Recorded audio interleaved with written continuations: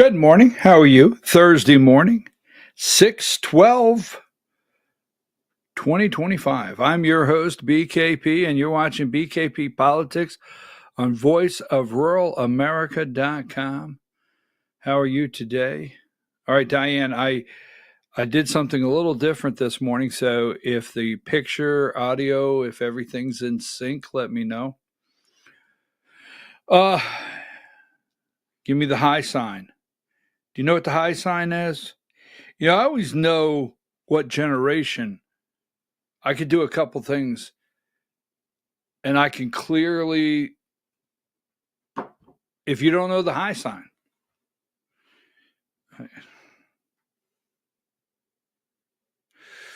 Governor Kemp backs president's. Oh, I got a thumbs up. I got to turn the audio. Hold on. Governor, where was I at here? Here we go. Let me get back to that. Where was I at? Governor Kemp backs President Trump's sweeping tax and spending bill, even as it threatens the economic engine he helped build. Well, we'll get into that later. So I'm your host, BKP. You're watching BKP Politics on voiceofruralamerica.com. Good morning, Diane. Now, Diane, so I know you have the national anthem from our Canadian friend, Madonna, not the Madonna, but the Madonna from Canada. That's who sings the national anthem as we open every morning. Our friend, you notice just like that, we don't have time to run the narrative or put it up on a daily basis that Canada is going to be the 51st state, just like that. I haven't heard that in a while. I mean, what's Jack Posobiec doing if he can't go out there and carry? Well, anyhow, this is not an anti-Jack Posobiec moment. But just like that, these things come, boom. And then it's like watching fireworks. You know how excited you get when you go to the fireworks show and you all line up, it's coming 4th of July, and they go up in the air and they go boom. And you go, look at the bright lights. And then they start to fizzle and come down. Just saying. I have 4 devices here.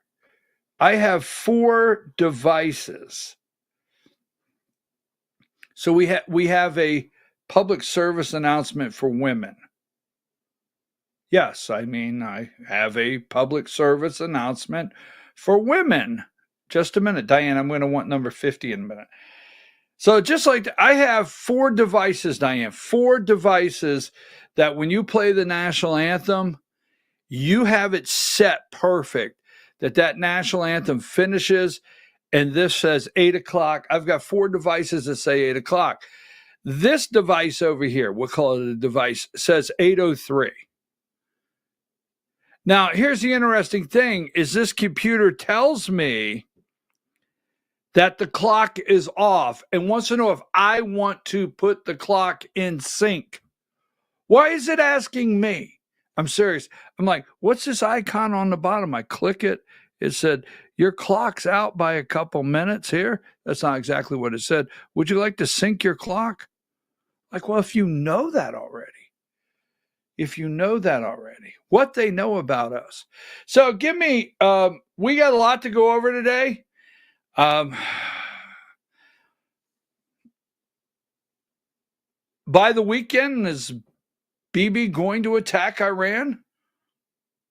Mark Levin goes to, once the great one, Mark Levin goes to the White House trying to talk President Trump into backing Bibi over there in,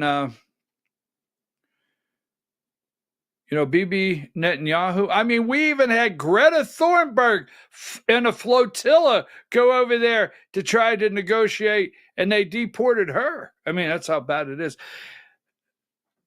Iran can never have a nuke, right? I've said Iran should never have a nuke. You say it. Trump says it. Saudi Arabia says it, right? The King of Jordan says it. but they are on the verge of a nuke, according to blank. According to, they're on the verge of a nuke. We have removed, we'll get into that in a minute. We have told our non-essential families, we have a lot of families. When you have foreign embassies and you have people that work in foreign embassies around the world, they can take their family. You meet a lot of people that they grew up in foreign countries because one of their parents was an ambassador to some country and had a government job, and they grew up in an embassy or right outside an embassy in a foreign country. Those families in many of those countries, our State Department has said, look, let's get the kids out of there, okay? Let's get non-essential, let's get families out of there. Now they have said that this is a voluntary request.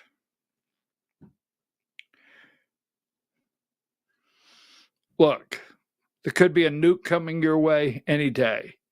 Now, you don't have to leave. No, it's not a hurricane. You can't put up hurricane shutters. No, it's not a strong wind. You can't go in the basement of the embassy and hide. No, it's not. It's not a tropical storm. No. It's possibly a bomb could be coming this way. Now, you don't have to go. You don't have to leave. That's up to you. Wow. So that may be happening. We're going to talk about that. So let me ask you a question. So Elon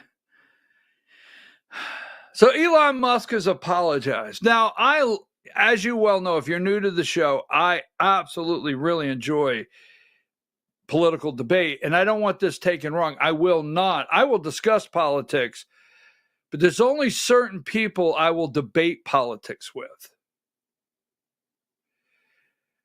Only certain people, and I don't want that taken wrong, okay? And a lot of times I get an opportunity to, when I call it debate, discuss in a debating type way, take a side, an issue with someone. It'll really bring out a lot of things that I can bring back here, and I can start going here and start piecing together. You are the research department. The Democrats can laugh all day long. You are the research department of this program. Anyhow, so Elon Musk gets the key, leaves, attacks the president. They get in a fight. Next thing you know, the president's in the Epstein file, but he's not in the Epstein file. Just so you know, that's what, one day he's in, one day he's out. Then Elon is retweeting the president, and then he calls and apologizes.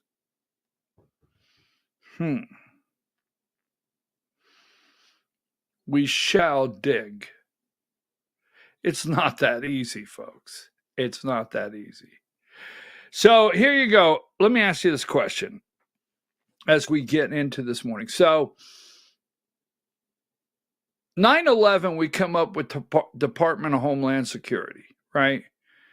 And 9/11 has shaken the faith that some of you have been on this for years, okay? I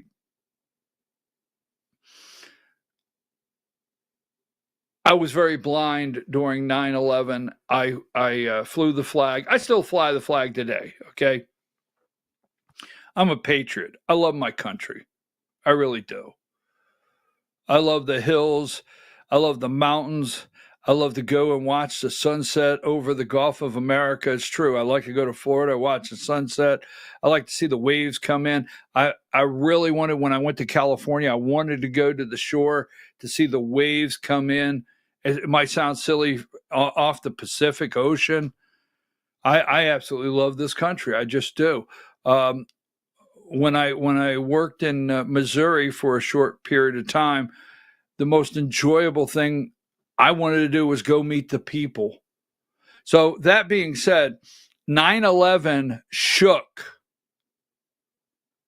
me to the core and completed my lack of faith and trust in the government. It just did. And that's not the show. But we got the Department of Homeland Security out of it. Got a whole department, Homeland Security. And George W. gave us color codes. If it was red, you had to get under the bed. If it was yellow, you could watch from the front porch. If it was green, whatever, right? Go about your business. So everything was training. Everything was training. They put us in training. Department of Homeland Security started putting the controls in place. And here we are. Here we are today. You'll hear Department of Homeland Security today in the program. So let me say this. What if,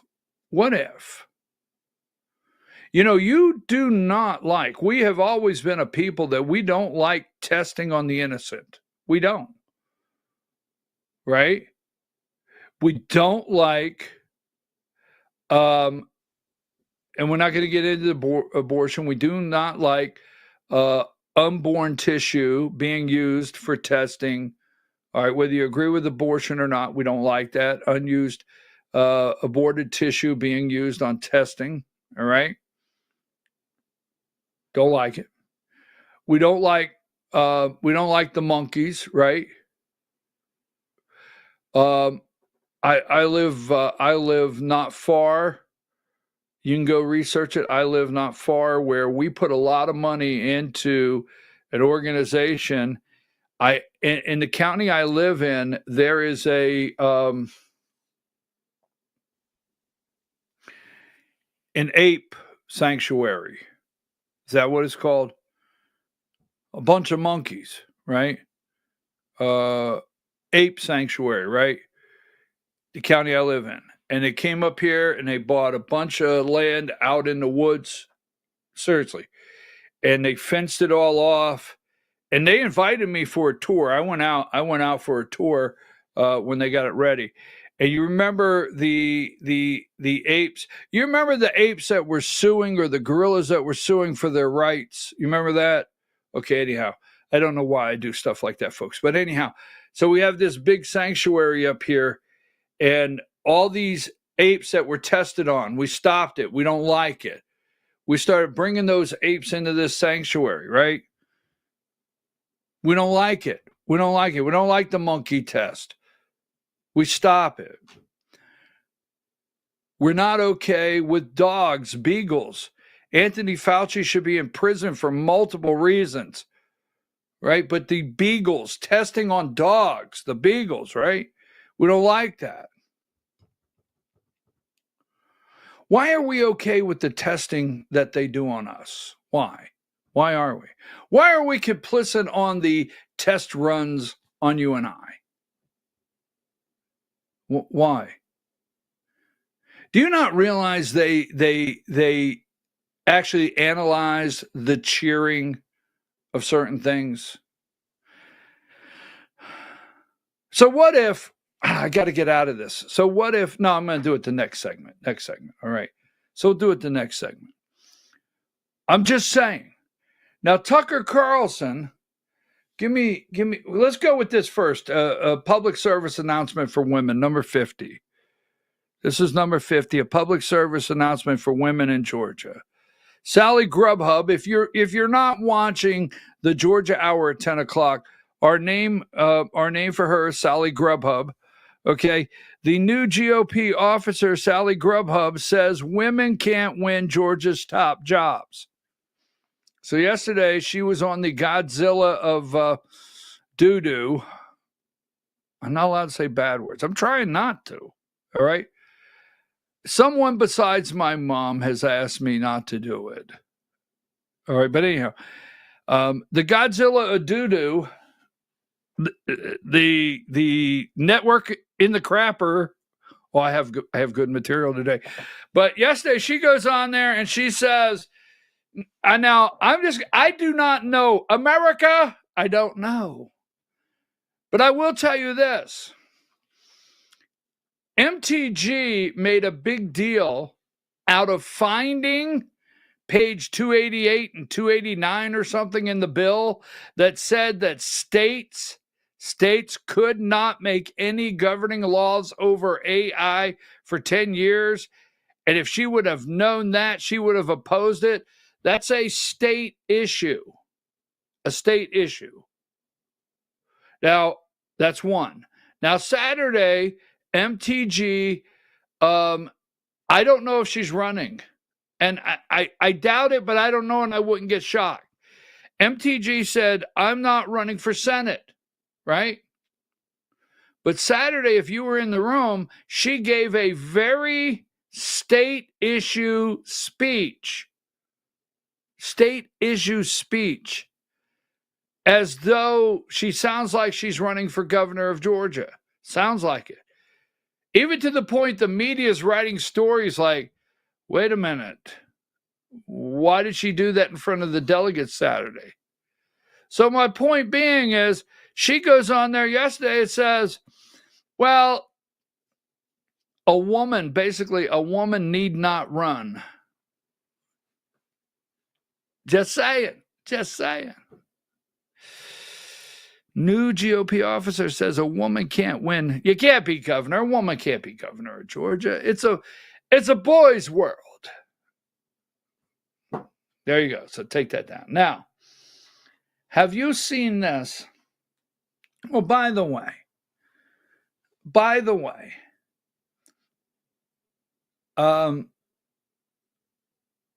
where's it at? I have it here somewhere.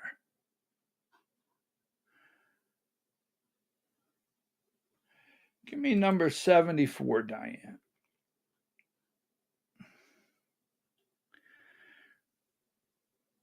Why Trump Rand Paul can't go to the picnic? Every year they have a congressional picnic. All right? And they won't let Rand Paul go. Trump said no. Give me the video 10.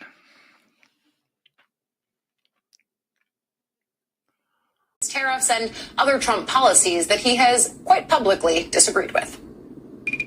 Every Democrat will be invited. Every Republican will be invited, but I will be the only one disallowed to come on the grounds of the White House. I just find this incredibly petty. I mean, I have been, I think, nothing but polite to the president.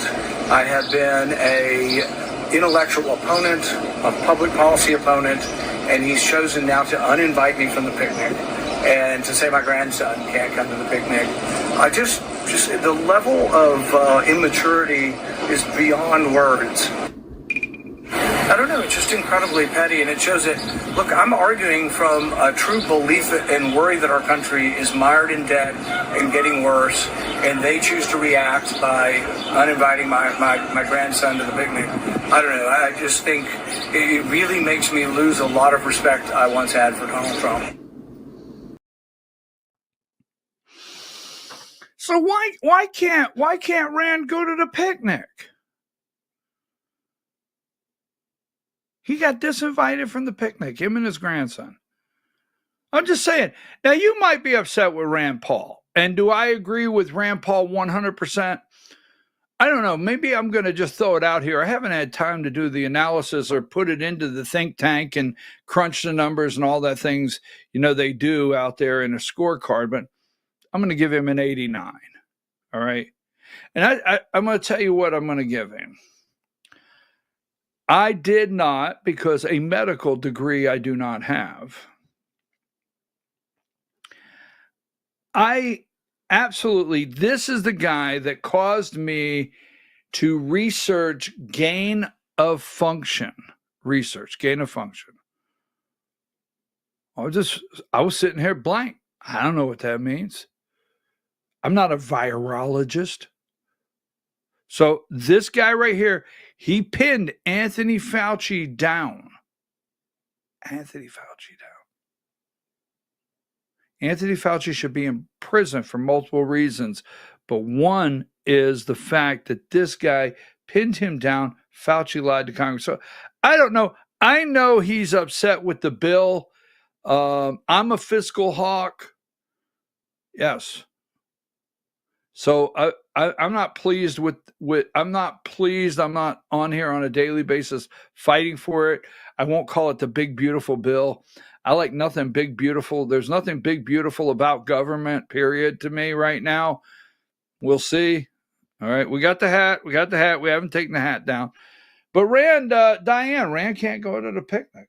No, he's out. So let me ask you a question. Do you know this guy's 71? Got to go to break. And we got to go to break. There you go. Do you know that guy? Well, we'll talk about it after the break. Take it down. And so I have one more here.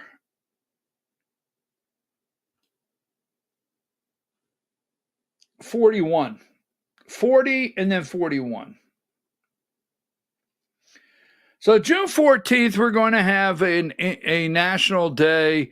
It's the Trumpster's birthday, right? It's the Trumpster's birthday.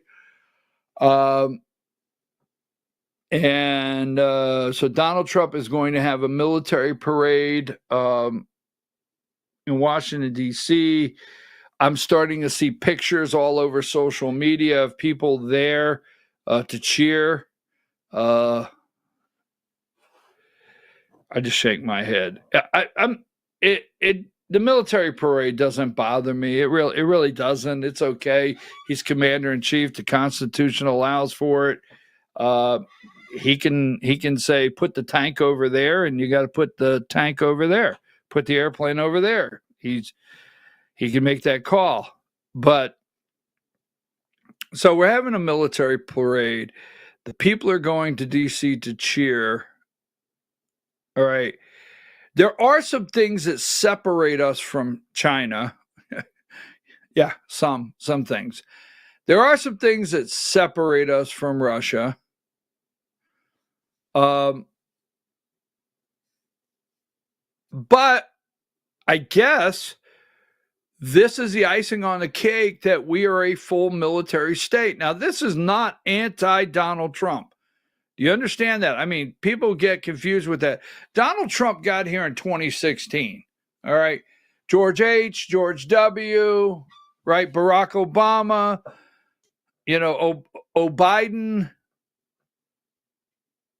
So this is not, I can't, for those of you that solve all the world's issues, and it always comes back to Donald Trump, I mean, I hate it for you. But, this is supposed to separate us, and we're not supposed to be a military state. So I'm not upset with it, but so the 14th, there's a national rally against ICE. And here you go. The No Kings, millions to protest Trump's dictator-style birthday parade, anti-Trump protests planned in D.C. But here's the thing. The billionaire Walmart heiress has contributed to these No King, they call them rallies. Even if they riot, they go ahead and let them call it a rally. Give me 41. Billionaire Walmart heiress promotes nationwide anti-Trump protests. The 76-year-old Christy Walton, all right, has aligned herself with No Kings after organization planning mass protests across the country this Saturday. Let me see something. Yeah, give me 42, Diane. We got to get to break. The 76-year-old Walton, who is worth an estimated $19.3 billion, according to Forbes, paid to take out full-page advertising in the New York Times on Sunday, calling on readers to mobilize on Saturday, June 14th. The advertisement appears to be an escalation of one she paid for in March, also in the Times print edition, the No Kings. No Kings. Now, there's a call out there. Go back to 41. There's a call out there. She's worth 19 point something billion dollars. She's 76 years old. There's a call out there to protest, boycott Walmart. Okay? We will boycott, protest. So you think she got up this morning and cares? She did this in March. You didn't call for a protest. Who floated out the Walmart protest? Hey, if you don't want to go to Walmart, you want to protest Walmart, you want to boycott Walmart, that's fine. It's America. Do it. Well, please don't do it thinking that, well, I got that big corporation now. Really? Okay. When we can do things that matter, I have to be nice. I'm not trying to lose viewers. If you want to protest, I have no problem with it. Just do it peacefully. Don't throw no cinder blocks. All right, so I keep saying this, but I'm going to go one more. I have to go one more. Give me number 15. So I'm sitting here today. I'm not bothering anyone. I'm not bothering anyone. You're not bothering anyone. And I'm sitting here today, and I've got Mark Levin. Now, there was a time. Now, Mark Levin is Jewish. Okay? There was a time Rush Limbaugh, even called Mark Levin, worked for Ronald Reagan. There was a time when Rush Limbaugh even called Mark Levin the Great One, called him the Great One, right? There was a time that I always listened to Levin. I used to listen to Levin all the time years ago. So I watch the Tucker Carlson broadcast. I'm going to tell you, I don't know the backstory and the details and the Chinese camp at the Darien Gap without Tucker Carlson. If Tucker Carlson doesn't bring on, I forget the guy's name, right off the top of my head, I don't know that China's building a bridge through the Darien Gap. I don't know a whole lot about the Darien Gap. I don't know that the Chinese military-age men have a camp there without Tucker. Okay? Just saying. So I'm going to leave that one right there. But, so when I say I align myself with Tucker, I don't want war. I'm hoping there's a way we can do something where with Iran, that we don't have war. Do I think there is a need to defend ourselves in this world? Yes. But to create reasons to go to war, and in my lifetime, that's what I've seen.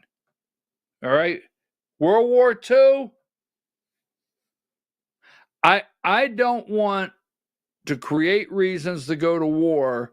I want my military to defend me in my time of need as a citizen from the world out there if it's necessary with war.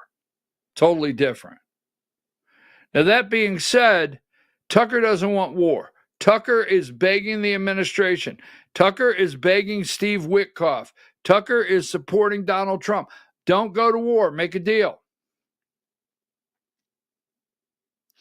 Rupert Murdoch can't stand Steve Witkoff.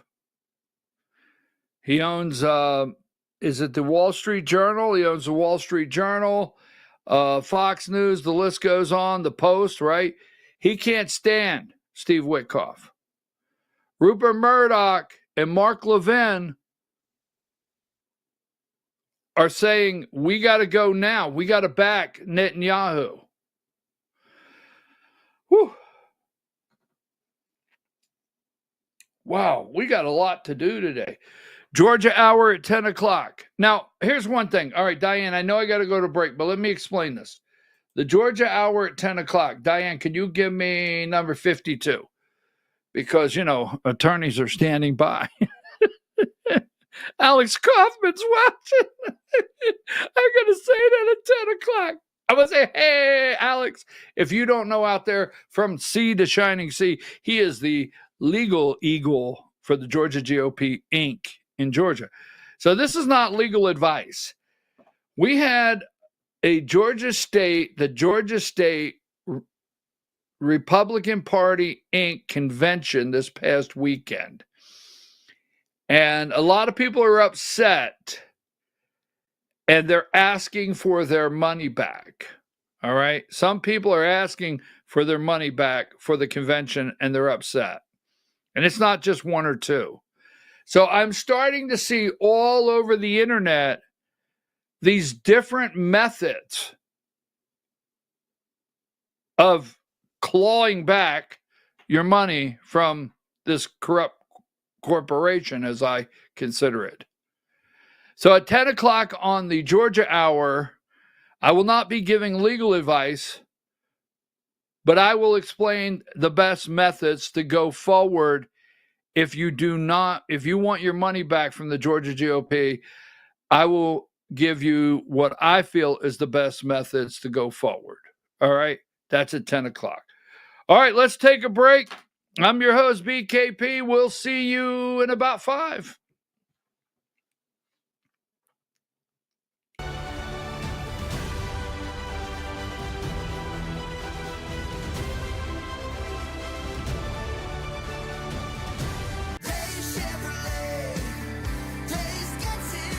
At Days Chevrolet in Jasper, we're proud because for more than 65 years, we've built a legacy of trust for the families we serve. That's why 80% of our business comes from repeat customers and referrals. When you treat folks as well as we do, word is bound to get around. Days Chevrolet in Jasper, family first since 1959. Days Chevrolet, Days gets it done. Together, let's drive.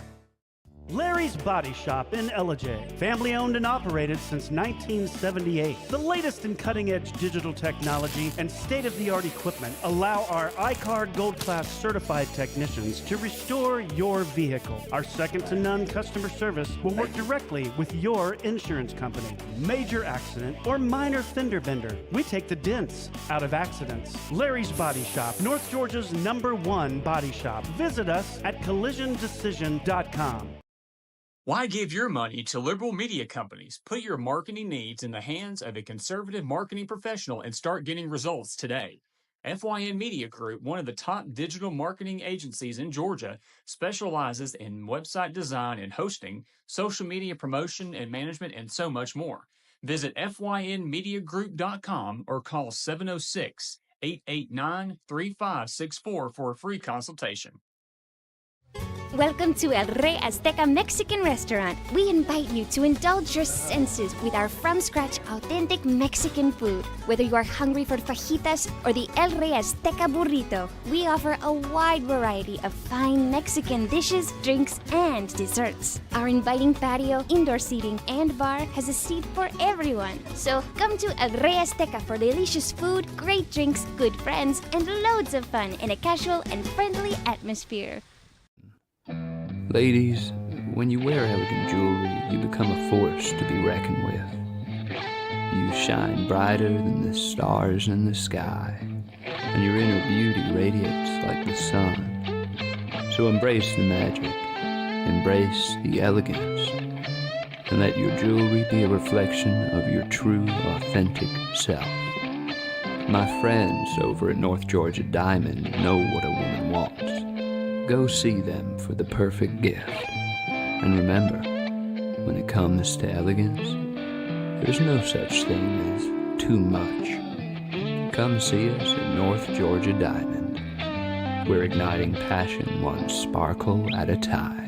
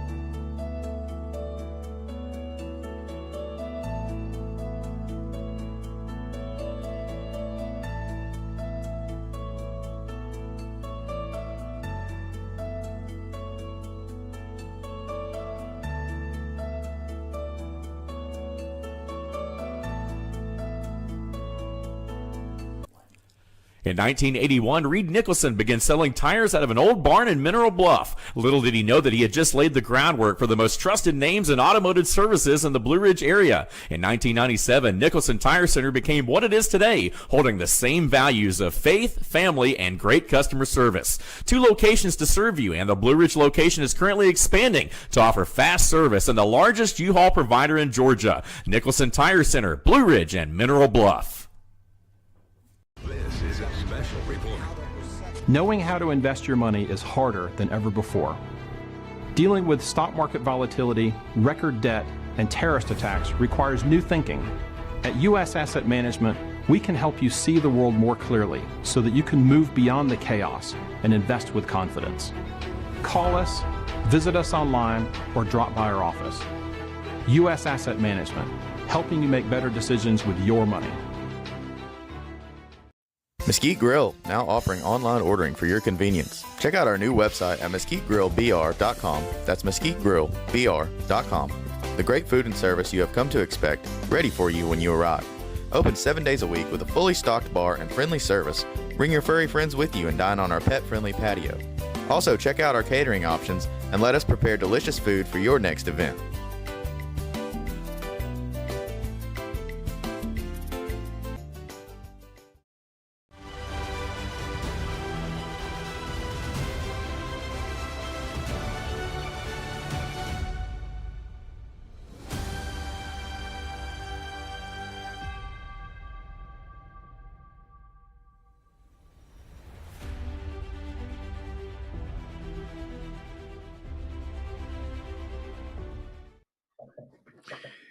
You know, you ever go, oh, by the way, I'm your host.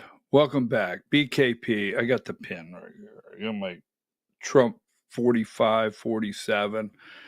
My pin should say Trump 45, 46, and 47. I'm your host, BKP. Welcome back to the program. You're watching. Diane, can you get the graphic for that Alp in just a minute? Just the graphic for that. That caught my eye. That caught my eye. Because I want to make sure I get that to my son. So in a minute, all right, when I ask for it. So I'm your host, BKP. You're watching BKP Politics on voiceofruralamerica.com. You know, I've been a Republican my whole entire life. I've never veered off course, but you know, when I say recently, not recently, but recently, you know, you go to an event and you have the person on the stage, the conductor, and the conductor, well, I'll call it the conductor, the person on stage, the person, and the Republicans are over here and the Democrats are over here. And it's almost like when I say Republican, you cheer. Okay, Democrats, can you out cheer them? When I say Democrat, you cheer. Republicans, I thought I heard them cheering a little louder. Can I say this? Republicans, you cheer. So there's a group. Now at 9 o'clock, I'm probably going to upset many of you. Just letting it out there. Just throwing it out there. 10 o'clock, the Georgia hour. But there's many of you, or many out there, they're in the cheering section over here, in the cheering section over here, and you do realize that's all you will be allowed to participate in is cheering. That's your job, cheer. Right? So, that being said, now, I'm going to put a couple things up, and this is, I would love to hear from you, right? I really would. Now, we talked about this. We got number 15. Someone sent me something yesterday. Now, easy. Someone sent me something yesterday that said Tucker Carlson is CIA. I'm like, okay.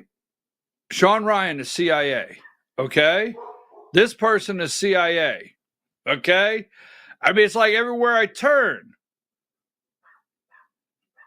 That's what they keep telling me. So we have you read, we'll get to it in a minute, number 15, there's number 16, right? Maybe I can get some help with my barking dogs. Hold on, I'm trying to, you guys have met Charlie, and Charlie is, Charlie's a good dog, but he can be quite a little yapper and a little troublemaker, and he gets things wound up. So I'm going to try to ask about the dogs, see if I can get everybody situated. So Tucker Carlson, Iran, Donald Trump, Rupert Murdoch, Steve Witkoff, happens to be Jewish, Mark Levin. Now,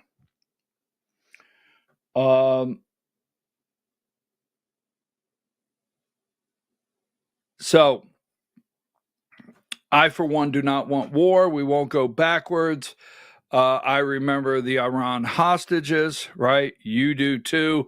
Most of you out there, if you don't, you need to start researching what took place there. The Shah of Iran, when the Iran hostage situation, and what has happened since. We don't have time to do that history.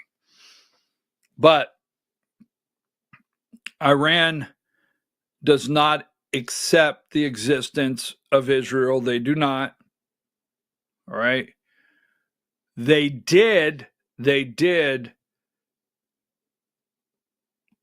back when the Shah was there, and Iran had a very close relationship with the United States. If you go back, Iran was one of the fastest developing countries in the world at one time. All right, I don't want to go there because people are going to start, well, wait a minute, this is not correct or that's not correct. And it's just not about arguing. So JPLA, is it the joint whatever? So Obama and these people go in and they make a deal with Iran. You cannot enrich uranium. And we pull out of it. We're told it's a bad deal. No, we do not trust Obama. I'm going to have to give clarification all the way through these stories. But they go in, they apparently make this deal with Iran, and Iran, we send inspectors, and they're not supposed to be enriching uranium, but then Iran tells you can go down this tunnel, but you can't go down this tunnel. Long story short, Benjamin Netanyahu came over here, told all of us, brought the charts and graphs that they were enriching here, they're enriching here, and led us all to believe Israel, that Iran is 1 week away from a bomb. Now, I'm going to take this very serious, but I think all of us know that according to Bibi Netanyahu, Iran has been 1 week away from securing a nuclear weapon 92 weeks now. All right. And I'm not making light of it, but they're 1 week away. They're 1 week away from securing. They're enriching. Okay. So we have Steve Witkoff, Jewish guy. Rupert Murdoch hates Steve Witkoff, calls him an idiot. Mark Levin, which is in the Rupert Murdoch camp, a Jewish guy. Most of us know the great one, Mark Levin. They are pushing Israel to attack. So Bibi Netanyahu comes over here and Trump says, no, you're not attacking. You're not attacking. Now, did Tucker Carlson, did some people there have enough pull with Trump to say, no, don't go with it? Because it must have been Tucker, a couple more with a little bit of pull, Tulsi Gabbard, a little bit of pull to say, no, we're not going, and you're not going alone. Now, this infuriated Mark Levin, infuriated him, infuriated Bibi Netanyahu. Now, Israel has a right to exist. I support the Jewish people. But what is happening in Gaza, is it necessary for the security of the nation of Israel? Is it? Okay. I get Hamas. I get that. Now, moving right along. So Iran has been told, so President Trump says, you know what? I'm going to take my time, and you're not going. Bibi, you're not going to, we'll talk about the deal with China in a minute, because that's what I'm hearing. And we'll talk about the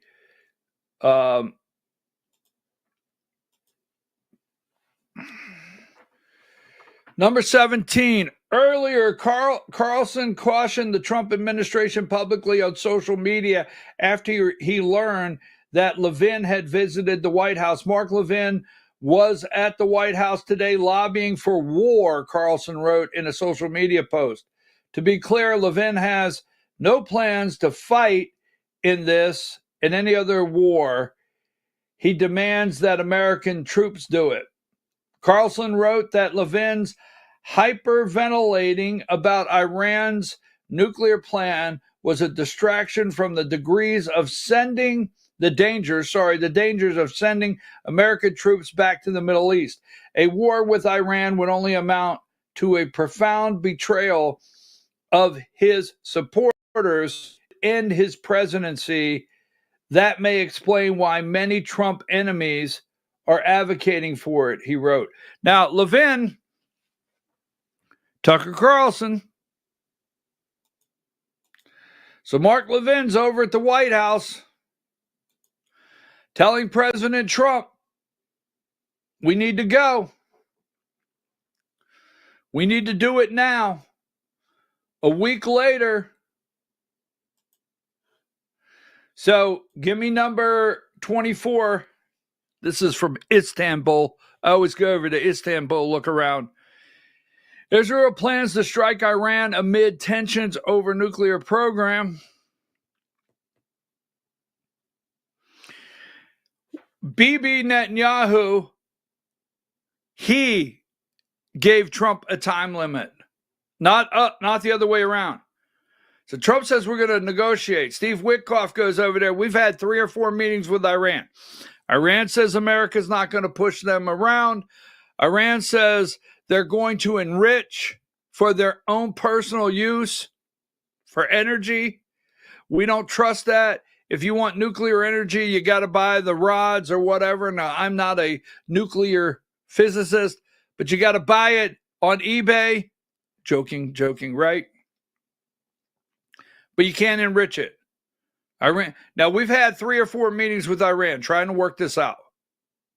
And in the meetings, you got to acknowledge Israel, right? Trump went to Saudi Arabia. He tried to get the deal. He tried to get the deal with Saudi Arabia and all the Arab countries there at that time, even Syria, to sign on to the Abraham Accords, that they got to acknowledge Israel. They said, well, wait a minute. Let's get this whole Palestinian thing. So Trump is really working here. Number 25, again in Istanbul, Iran's president vows not to yield to U.S. pressure to halt its nuclear program. Iranian president affirmed Wednesday, that was yesterday, that his country will not yield to American arrogance regarding the nuclear program. All right, they are ready. We will not bow to arrogance, he said. So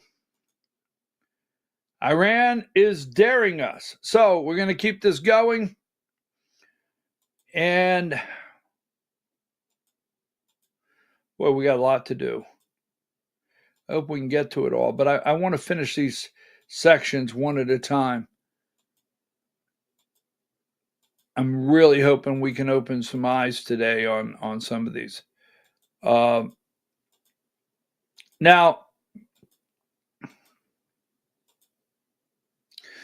give me number 47, Diane. If you are pushing for our soldiers to go to war, then you need to leave your high back chair and go on the front lines with them, Tucker Carlson said to Mark Levin, is lobbying for war at the White House.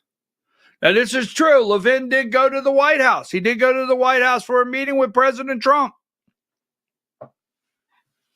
And they are in I think Mark Levin has called him a spoiled brat. Now, we will not go into great detail on this, but go to number 48. Go read Tucker's wow, okay? This is June 4th. This is the 12th, but this has been going on for quite some time. I mean, we were busy in riot season. We were in riot season for a couple days, right?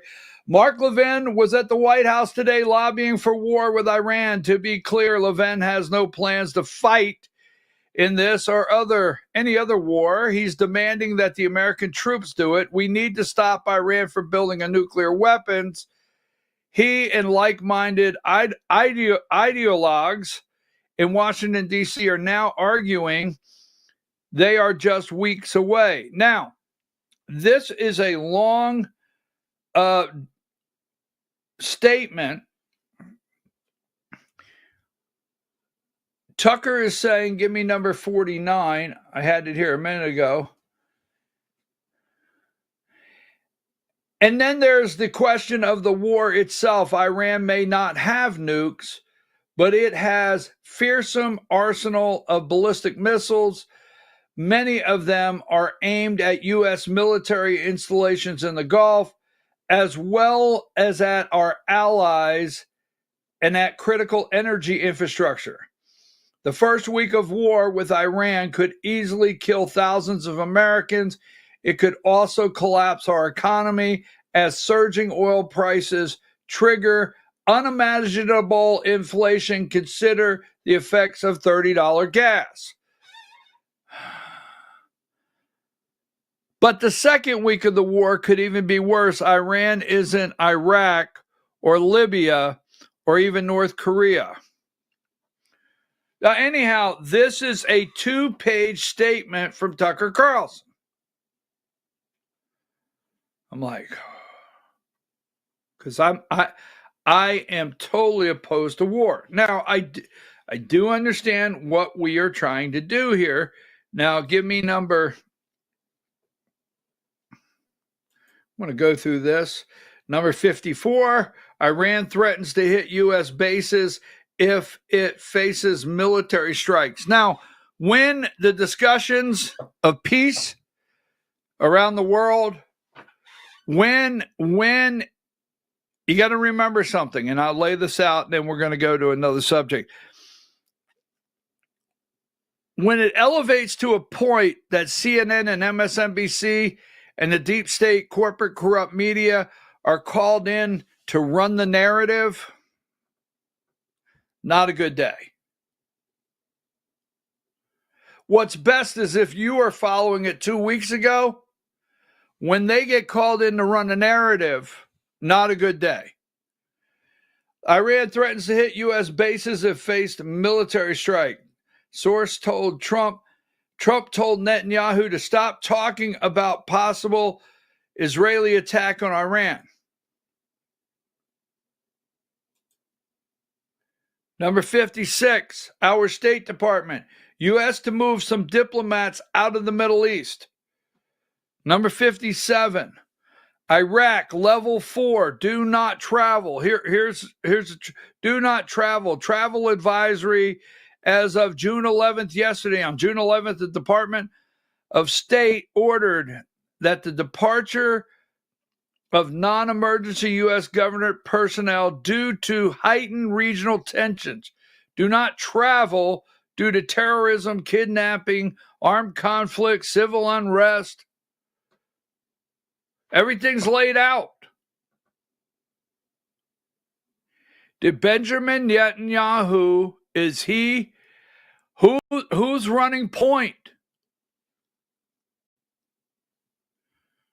Now, I have said this over and over. This is where I get in trouble. All right? The country of Israel today, as liberal as it is, look a little bit at Israel, is not, quote, the same as supporting the Jewish people. I support the Jewish people. I support God's people. Well, let me tell you, some things are happening over there that I don't support. I do not cheer blindly anywhere in the world. I do not. But I believe in Israel's right to exist. Oh, wow. All right, let's see. Number 59, Iran threatens to hit U.S. bases if it faces military action. Here you go, 62. Here are all the areas in the region that are of concern. They're Muslim countries. You have Jordan, Syria, Iraq, Iran, Saudi Arabia, Egypt, Israel's right there, Lebanon, and Turkey. Number 63, Israel considers military strike. When NBC and CNN, when they're called in to carry the narrative, Israel has become more serious about an unilateral strike on Iran as the negotiations between the United States and Iraq. Wait a minute. I have to get this correct. One more time. Israel has become more serious about unilateral strike on Iran as the negotiations between the United States and Iran appear closer to a parliamentarian or framework agreement that includes provisions about uranium enrichment that Israel views as unacceptable. Every time that happens, when I read something, I hear Mrs. Perry telling me to slow down, take my time. I'll explain one of these days. Mrs. Perry is dead and gone. God bless her. So anyhow, yes, is unacceptable, right? 64, Israel considers military strike on Iran, sources say. This is NBC.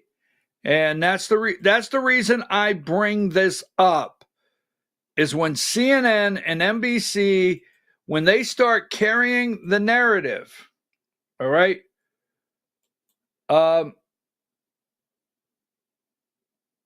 got to get to AI. We're talking about the picnic. I got to get the Musk. All right, I got to get out. I have something to do. The Georgia hour is at 10 o'clock, and I can't be late for that. It's 9 o'clock.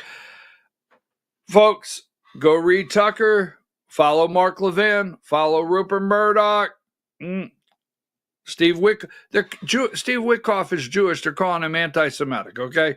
Follow that. Who's running point? Bibi? Who's running our military? Bibi? Who's running our decision-making process? Bibi? Just saying. Because I don't doubt Iran's working on a nuke, but every time I hear they're 1 week away, that's been for 93 weeks. Just saying. Take a break.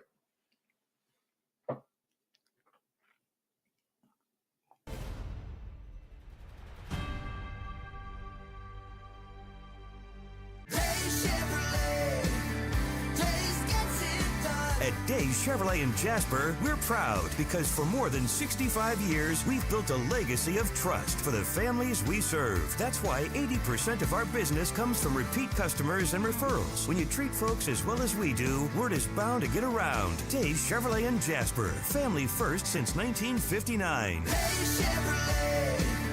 Days gets it done. Together, let's drive.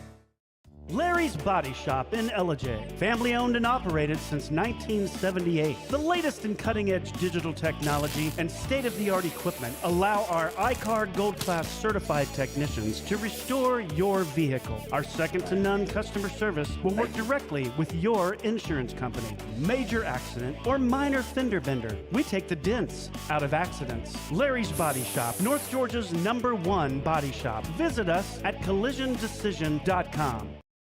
Why give your money to liberal media companies? Put your marketing needs in the hands of a conservative marketing professional and start getting results today. FYN Media Group, one of the top digital marketing agencies in Georgia, specializes in website design and hosting, social media promotion and management, and so much more. Visit FYNmediagroup.com or call 706-889-3564 for a free consultation. Welcome to El Rey Azteca Mexican Restaurant. We invite you to indulge your senses with our from-scratch authentic Mexican food. Whether you are hungry for fajitas or the El Rey Azteca burrito, we offer a wide variety of fine Mexican dishes, drinks, and desserts. Our inviting patio, indoor seating, and bar has a seat for everyone. So come to El Rey Azteca for delicious food, great drinks, good friends, and loads of fun in a casual and friendly atmosphere. Ladies, when you wear elegant jewelry, you become a force to be reckoned with. You shine brighter than the stars in the sky, and your inner beauty radiates like the sun. So embrace the magic, embrace the elegance, and let your jewelry be a reflection of your true, authentic self. My friends over at North Georgia Diamond know what a woman wants.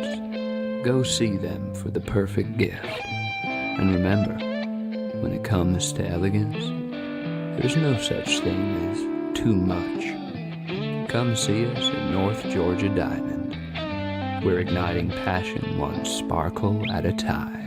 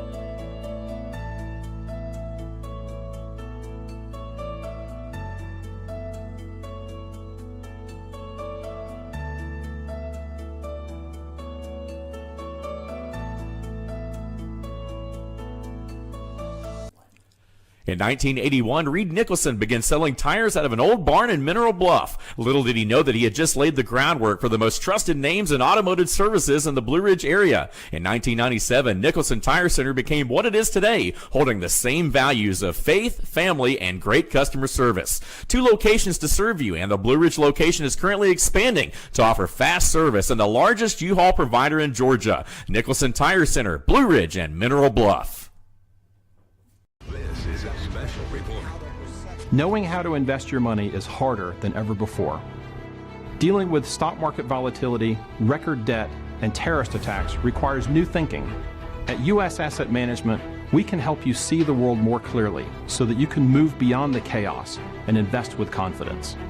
Call us, visit us online, or drop by our office. U.S. Asset Management, helping you make better decisions with your money. Mesquite Grill, now offering online ordering for your convenience. Check out our new website at mesquitegrillbr.com. That's mesquitegrillbr.com. The great food and service you have come to expect, ready for you when you arrive. Open 7 days a week with a fully stocked bar and friendly service. Bring your furry friends with you and dine on our pet-friendly patio. Also, check out our catering options and let us prepare delicious food for your next event.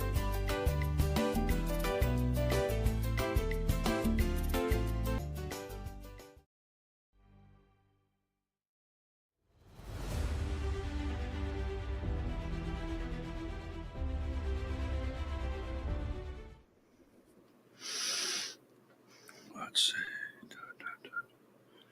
I'm just reading some stuff here. How are you? All right, Diane. You know that Alp graphic that I asked you for, is that what it's called? Because you guys have really caught me off guard there. Do you have that? I'm your host, BKP.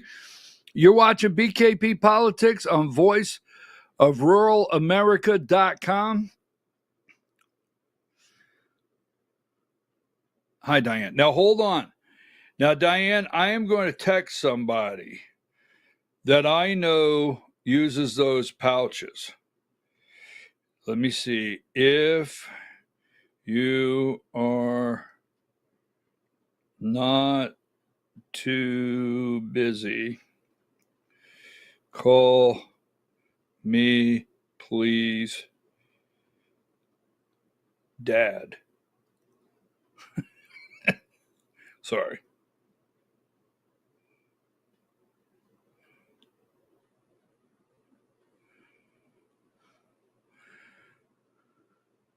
All right, now, Diane, if I get a phone call, I'm going to take it, or I'm going to be in trouble. But when I get the phone call, if I say I'm going to take it, put that up. All right, put that ad up on the screen if I get this phone call. All right. All right, so I'm your host, BKP. Now, at 10 o'clock will be the Georgia Hour. 10 o'clock will be the Georgia Hour. And we will issue, number one, we're going to issue everyone a clicker. So that is new for the Georgia Hour at 10 o'clock. Every viewer will be issued a clicker, and we want you to pretend you're voting on things as I discuss them. And we're going to pretend like we care. I'm sorry. I can't help my... Oh. All right. We're going to issue everyone a clicker. All right. And we're going to ask you to vote on different issues at 10 o'clock during the Georgia Hour. And we're going to pretend like your vote counts and that we care. So take that down. All right. 10 o'clock, the Georgia Hour. So that being said, now,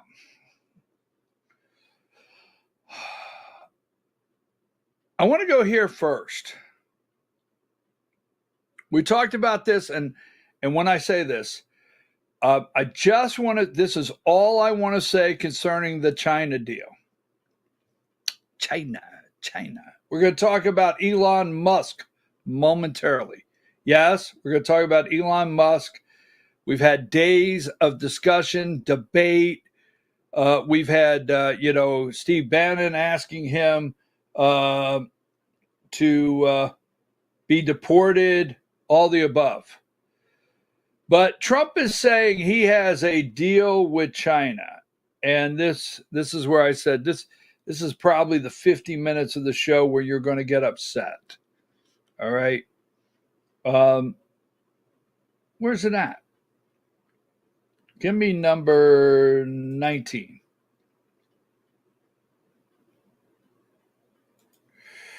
Our deal with China is done subject to final approval with President Xi and me. Full magnets and any necessary rare earth will be supplied upfront by China. Likewise, we will provide China what was agreed to, including Chinese students using our colleges and universities, which has always been good with me.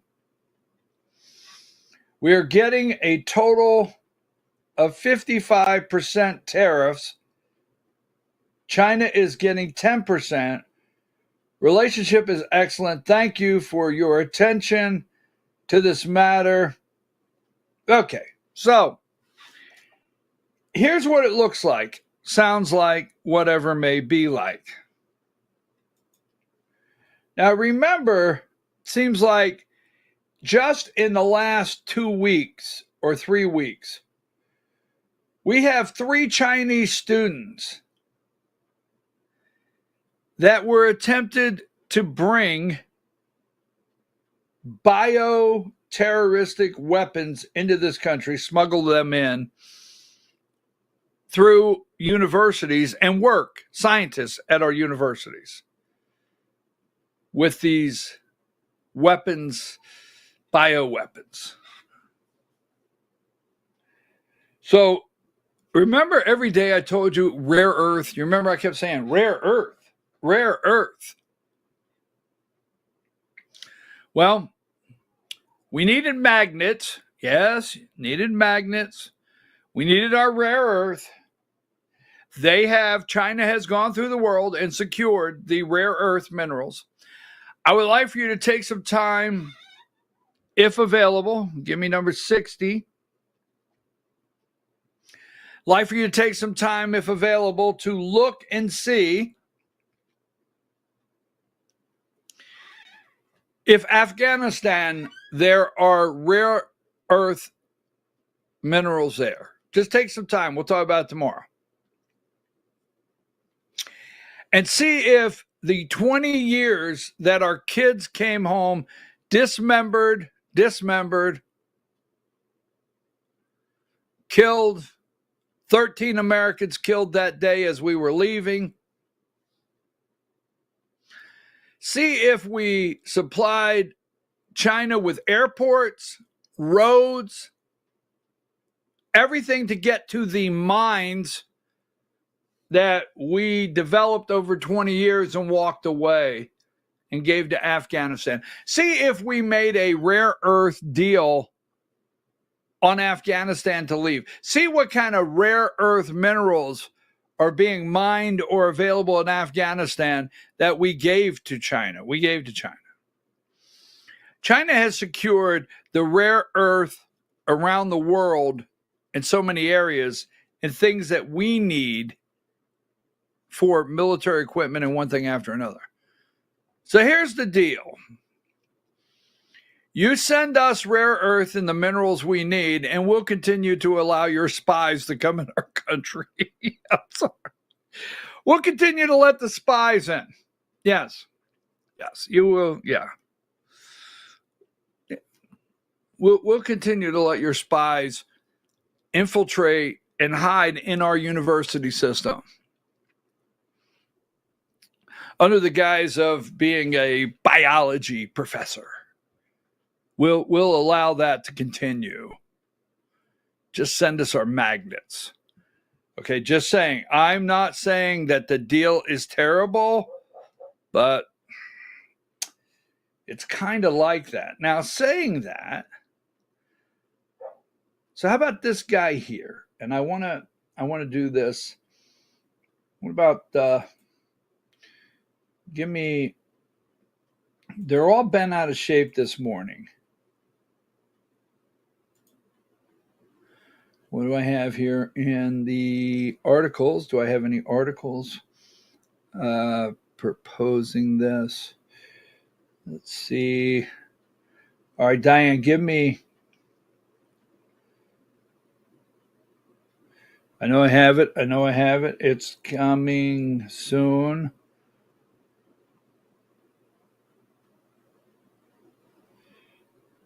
$67.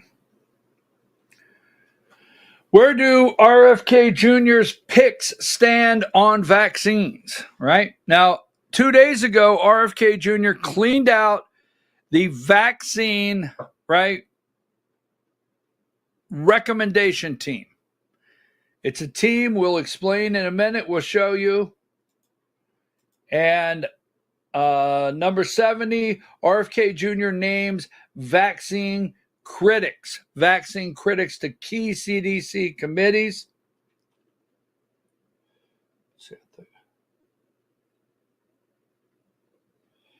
Hold on, making sure.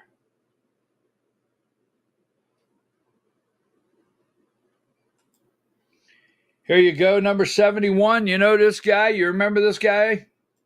We'll get to him in a minute. 72. All of these individuals are committed to evidence-based medicine, gold standard science, and common sense. As we power through, right? Now, number 78.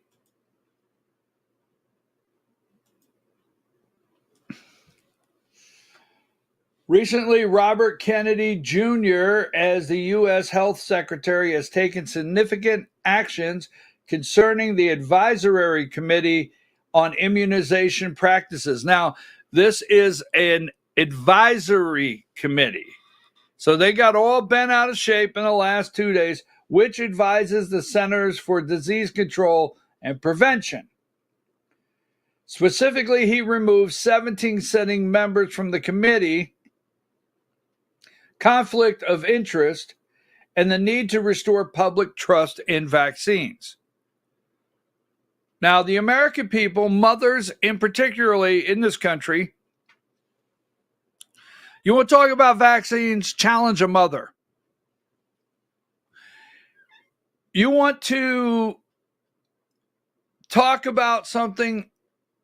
If you think a mother takes their child to get a shot and does not think about what did you just put into my child? What do you want to shoot my child with? Oh yeah. Maha mothers in this country are powerful. Now, that being said, they were Biden administration, the list goes on. Following this, Kennedy appointed 8 new members of the ACIP. Some of these appointees have been publicly critical of vaccines, particularly during the COVID-19 pandemic.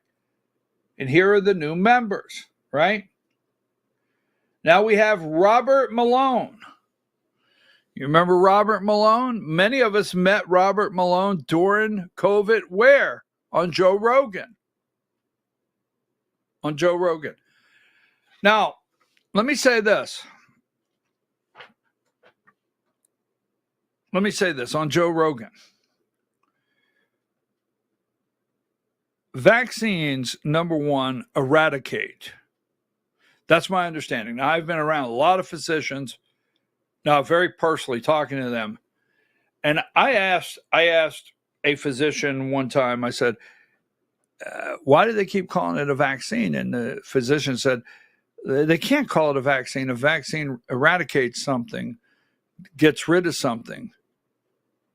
This does not. I mean, not to upset some out there, because I do have personal experience with COVID death and what it causes.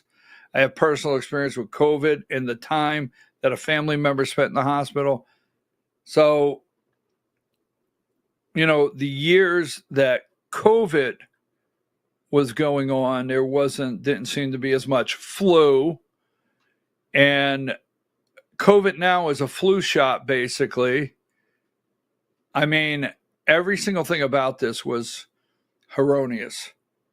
Now, that being said, that COVID shot should be gone, totally gone and removed. These actions have been met with mixed reactions and some praising the move as necessary for transparency and restoring public trust. So, number 7, all you have to do is go to the AI. Go to AI on Google. And why is Robert Malone controversial? Wow, man, it'll just start flying up. That's number 79. 79. I'm sorry, 79. I picked the wrong number. I apologize to you, Diane. All these start flying up. Why Robert Malone is controversial. Give me 71 and then go back to 79. I'm sorry, Diane. This is Robert Malone, one of the picks. They're going nuts on the deep state corporate corrupt media. This is one of the picks for the advisory panel. That's all it is. Now back to 79. Why is Robert Malone controversial? You can get all of these here. Now, let's go into number 80. Here's one of them. This is Gilbert Gilmer Burnden, MD. Now, that's very small on the screen, and I apologize for that. I thought about trying to enlarge it. Thank you, Diane. There has been great disagreement among experts about everything related to COVID-19, including its origin, public health policy, and treatment of individual cases. Disagreement about the use of ivermectin is particularly intense. Now, I am thankful that I had a doctor that prescribed ivermectin. Yes, I did. My doctor prescribed ivermectin. Remember, hydroxychloroquine and ivermectin? During a podcast with Joe Rogan, Dr. Robert Malone claimed that 500,000 excess deaths were caused by governments that suppressed the early treatment of COVID-19 with drugs, including ivermectin and hydroxychloroquine. We could have saved lives. Could have. But instead, we know they're going to die anyway. Euthanize them. Kill them. They're going to die anyway. Their loved ones are just on the phone. They got no choice but to believe anything you tell them. Now, I'm not saying that for all physicians. I do know physicians that deeply struggle during this time caring for their patients. But because of this right here, remember how controversial he is. So, also, we yesterday we played a clip, and right here. Now, number 13, this doctor, Mary Talley Bowden, right? She's written an open letter to RFK Jr. You need to pull this thing. You need to pull this now. This poison now. In fact, give me video 2. Hard facts showing it should be pulled off the market. I mean, any other product would have been pulled a long time ago. If this were an antibiotic and we'd seen all the carnage from an antibiotic, it would have been yanked off long ago. It should have been yanked off in the first month. There's no other explanation than there's fraud, there's corruption, there's ego, there's money, but it's not science. All right, folks, we're going to take a break. When we get back, I want a full 30 minutes because I want to ask you and I want to tie some things together about Elon Musk, Donald Trump, what's coming down the road, and are we the test? Are you and I the test? Are they gathering the data on how we respond? Right? Are we a science research project? Take a break.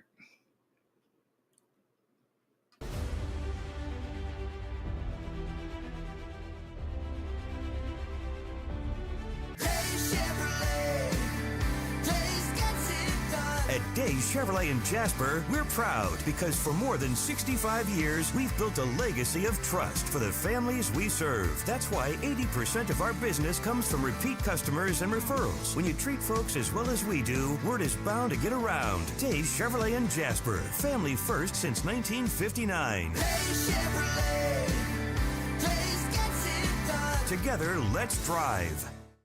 Larry's Body Shop in Ellijay. Family owned and operated since 1978. The latest in cutting-edge digital technology and state-of-the-art equipment allow our iCard Gold Class certified technicians to restore your vehicle. Our second-to-none customer service will work directly with your insurance company. Major accident or minor fender bender. We take the dents out of accidents. Larry's Body Shop, North Georgia's #1 body shop. Visit us at collisiondecision.com. Why give your money to liberal media companies? Put your marketing needs in the hands of a conservative marketing professional and start getting results today. FYN Media Group, one of the top digital marketing agencies in Georgia, specializes in website design and hosting, social media promotion and management, and so much more. Visit FYNmediagroup.com or call 706-889-3564 for a free consultation. Welcome to El Rey Azteca Mexican Restaurant. We invite you to indulge your senses with our from-scratch authentic Mexican food. Whether you are hungry for fajitas or the El Rey Azteca burrito, we offer a wide variety of fine Mexican dishes, drinks, and desserts. Our inviting patio, indoor seating, and bar has a seat for everyone. So come to El Rey Azteca for delicious food, great drinks, good friends, and loads of fun in a casual and friendly atmosphere. Ladies, when you wear elegant jewelry, you become a force to be reckoned with. You shine brighter than the stars in the sky, and your inner beauty radiates like the sun. So embrace the magic, embrace the elegance, and let your jewelry be a reflection of your true, authentic self. My friends over at North Georgia Diamond know what a woman wants. Go see them for the perfect gift. And remember, when it comes to elegance, there's no such thing as too much. Come see us at North Georgia Diamond. We're igniting passion one sparkle at a time.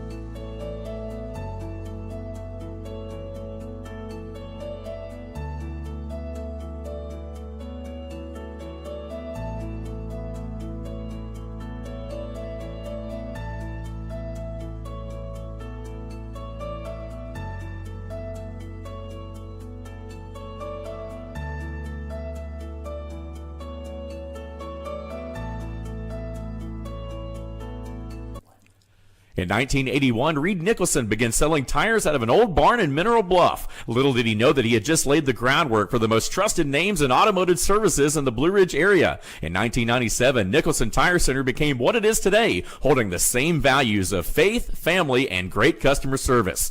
2 locations to serve you, and the Blue Ridge location is currently expanding to offer fast service and the largest U-Haul provider in Georgia. Nicholson Tire Center, Blue Ridge, and Mineral Bluff. This is a special report. Knowing how to invest your money is harder than ever before. Dealing with stock market volatility, record debt, and terrorist attacks requires new thinking. At U.S. Asset Management, we can help you see the world more clearly so that you can move beyond the chaos and invest with confidence. Call us, Visit us online or drop by our office. U.S. Asset Management, helping you make better decisions with your money. Mesquite Grill, now offering online ordering for your convenience. Check out our new website at mesquitegrillbr.com. That's mesquitegrillbr.com. The great food and service you have come to expect, ready for you when you arrive. Open 7 days a week with a fully stocked bar and friendly service. Bring your furry friends with you and dine on our pet-friendly patio. Also, check out our catering options and let us prepare delicious food for your next event.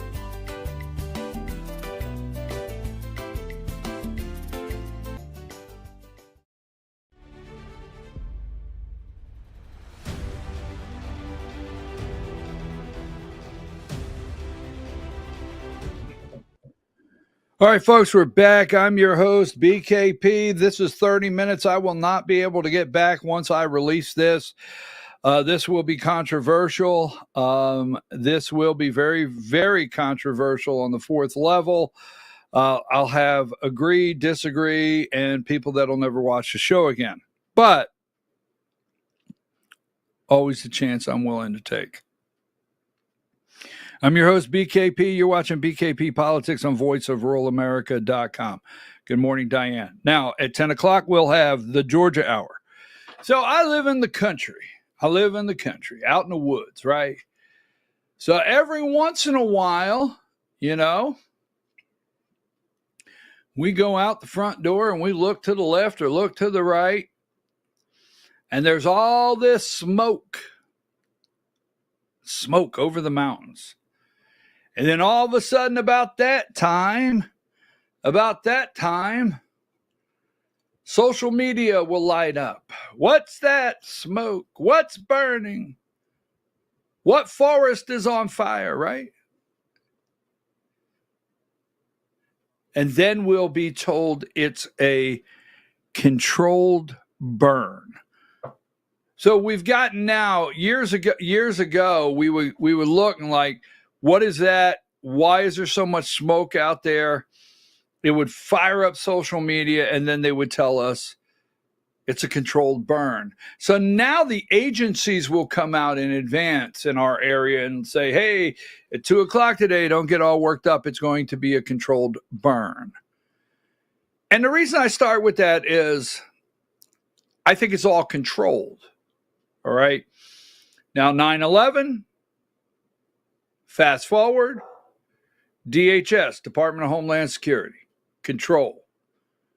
And throughout the years, many years, they have been testing us and doing data. You remember when you were in, I forget exactly how it works, and I'm not going to waste time trying to remember that, but you remember when they taught you how to do a research project, a science project, and you had to do these experiments, and you had to report on the experiments and the testing and the hypotenuse and the thought and the whatever and whatever. Remember all that? Remember when you were taught how to do that? Well, you see, they do testing. And you have a fire drill to see if everybody can exit properly.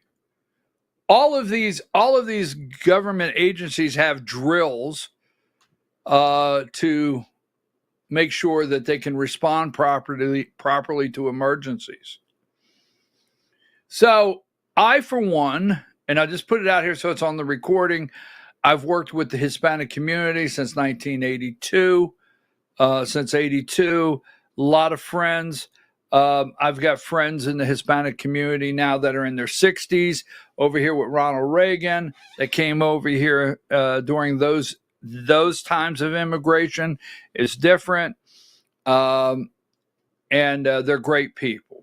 So this is not a negative to any particular person. So if you want to, now this is going to have to do with Elon Musk. So if you need to invade a country, right? Yeah, you sit there every Sunday. You want to impeach Mayor Orcas. You want to impeach him. You think he should be impeached today, right? And we thought he should be in prison. And Mayor Orcas went on TV and said the border is secure. So we went through all that, right? Knowing good and well. We watched trails, hundreds of thousands. We know millions came in here. And logically, you sit here and you think to yourself, hey, wait a minute. That's not okay. But that did a couple things. It created a campaign speech. It created a campaign issue for Trump to run on that the majority of the American people want them out of here. Right? So you bring them in. Who brought them in? You want them out. You have to exercise on both sides. How do you handle it? Take care of it. Get them out of here. Control the situation. A lot of testing. So I said earlier on the show, we don't like when monkeys are tested on. We don't like when they do clinical trials on beagles, dogs, but mind manipulation control trials on us, for somehow we buy into them. I personally don't. So what do? You have 20 million people across the border. Then you need to track them and locate them. You got to track them and locate them. Right? That is a test exercise in itself. You have to remove them. There's another test exercise. You have to detain them. How will the masses respond? How will the cities respond? You have to send in the military. You have to send in the National Guard. How to respond across the country. What if 40 cities break out? How to respond. How to remove these people. How to track them. How to locate them. And do it with help from both sides of the media. Right? Now, one side of the media, hey, look, I believe they're illegal. I believe they need to be deported out of the country. I do not believe they should be living here next to our American citizens, nor do I believe we should be a test case. So nothing I say or about to say has anything to do with whether I think they should be here and we shouldn't remove them. I'm just saying they're quite the test case. 20 million to be removed. Now go do it. Now everything you do is research. They research it in the War Department. They research it in the deep state. They research it. They put the analysis together. They are prepared to respond for these situations, but you can't find 20 million Americans for the civil unrest. So let's get the civil unrest. Let's import that. All right? Just saying. Now, so what you've had is the media to the right yelling about deport Elon Musk. The media to the right yelling about supporting ICE. Mexican flag, no good. Right?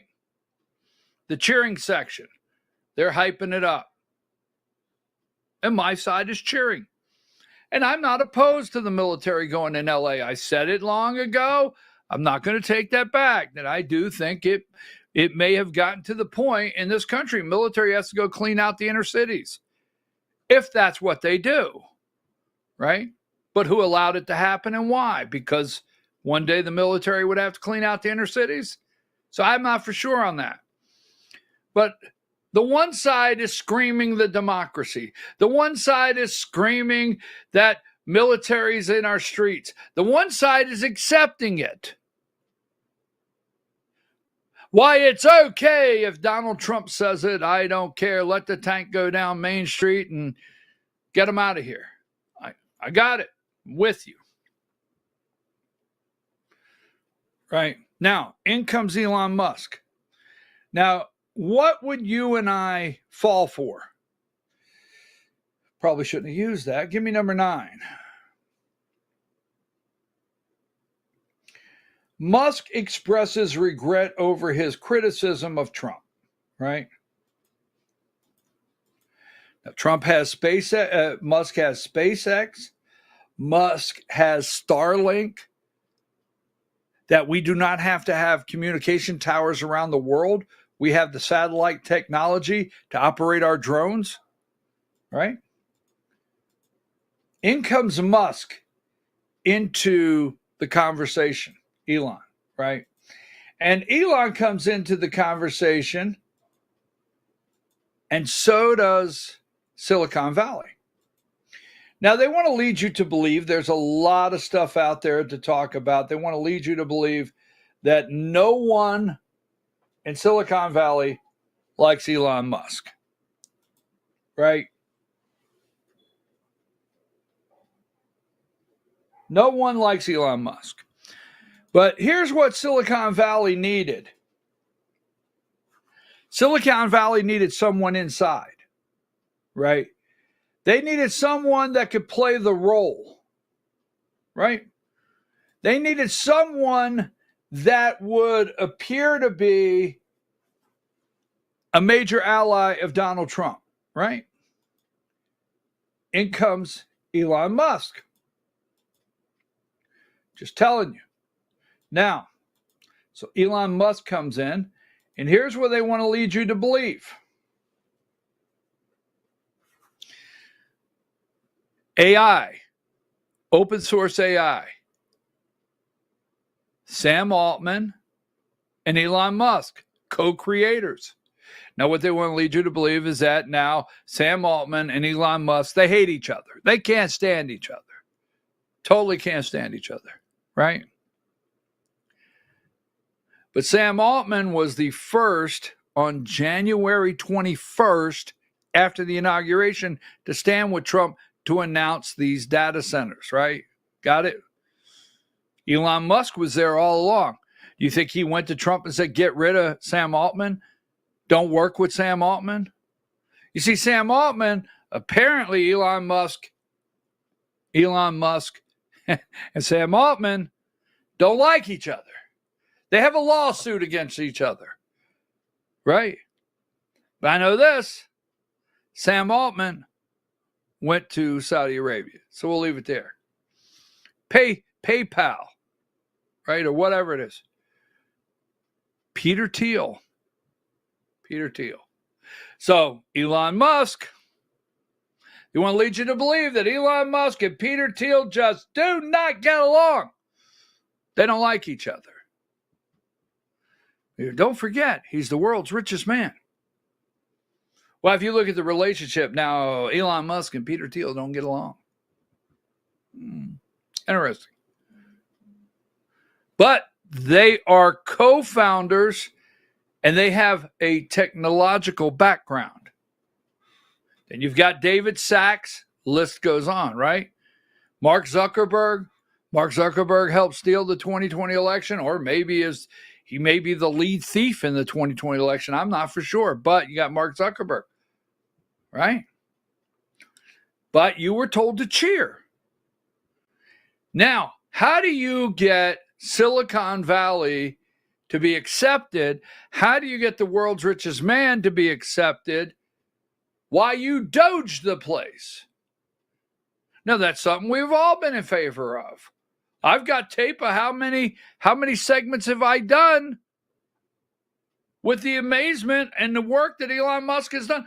I have said many positive things about this man and the work they've done. Right? Did they have someone on the inside? Does Trump and Elon really dislike each other? Did the world's richest man? But I'll tell you what he did. He got you all worked up over Doge, me included. And while he was leading us to believe, now Steve Bannon will tell you he did not accomplish anything. Oh, I beg to differ.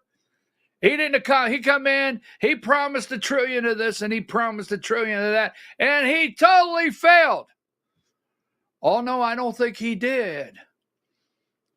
I think the Trojan horse went right in the White House. And I think many of us have signed on to it, including your host. Now, I'm not telling you I dislike the guy today. But remember this. Take this one right here. Let's go to video 7.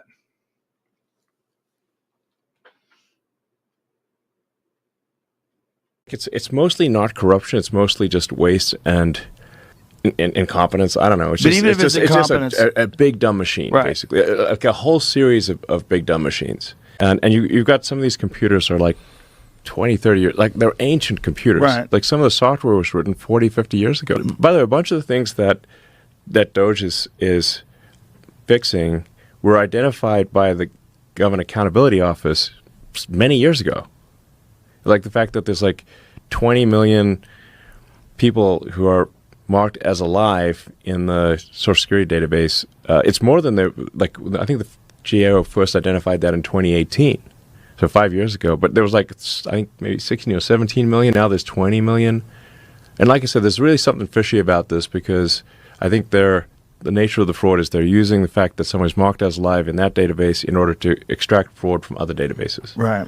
That's the bank shot trick. It's like a pool. Yeah. It's like trying to get the ball in the hole. You bank shot it off a bunch of things, and then that's the bank shot sort of scam. So we're like doing tech support. We're like fixing stuff that is just broken.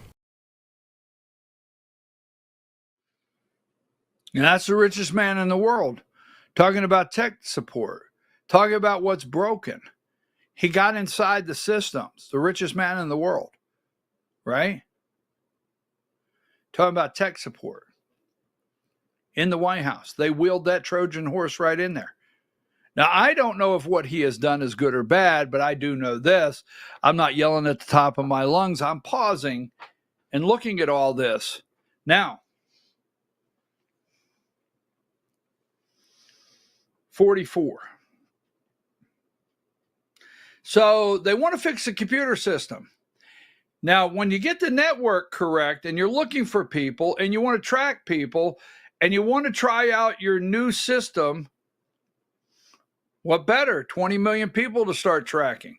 How a network of tech billionaires helped J.D. Vance leap into power.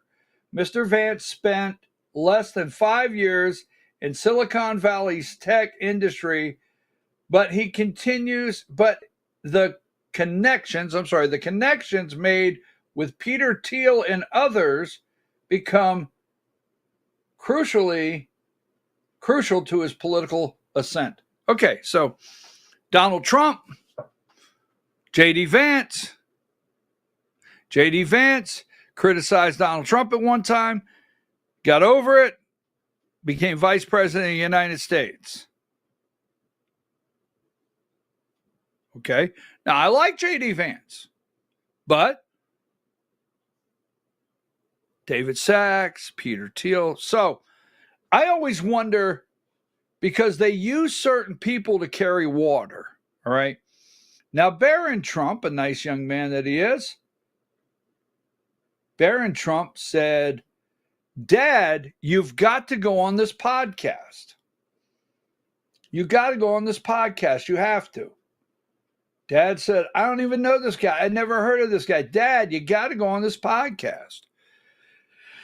So Trump goes on the podcast. Young people vote for him. And then this guy goes, and I like the guy. I don't like the foul language. End of story. Foul language, I don't like it. And I don't like nasty. But the guy goes to Saudi Arabia with Trump, right? Or UAE or Qatar. Where was he at? But he goes on a foreign trip with Trump. Give me number 4035.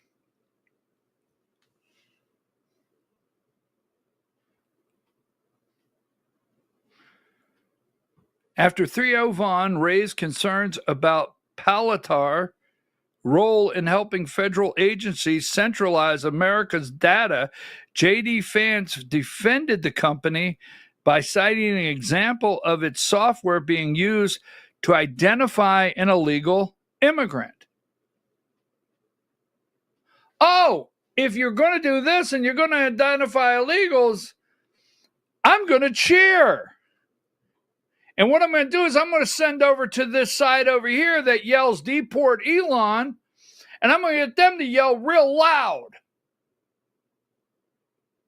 So the other day I'm looking and I'm like, what is JD Vance doing? So the minute I see JD Vance on this show, I know, wait a minute, they sent him to carry water. I'm going to play like 2 minutes. You can go watch this. So video 5.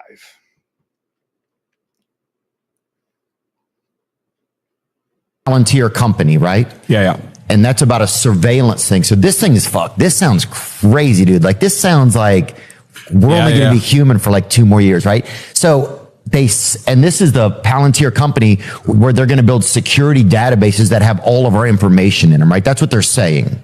That's what they're saying, yeah. And it's going to have like everything. It'll like look at you and know like if you're good at tennis or if you've ever, if you have $60 in your pocket or if you're, it can tell if your kids are, if your kids can have a limp or whatever, if he'll be in the Christmas play. Yeah. You know what I'm saying? It can tell all of that.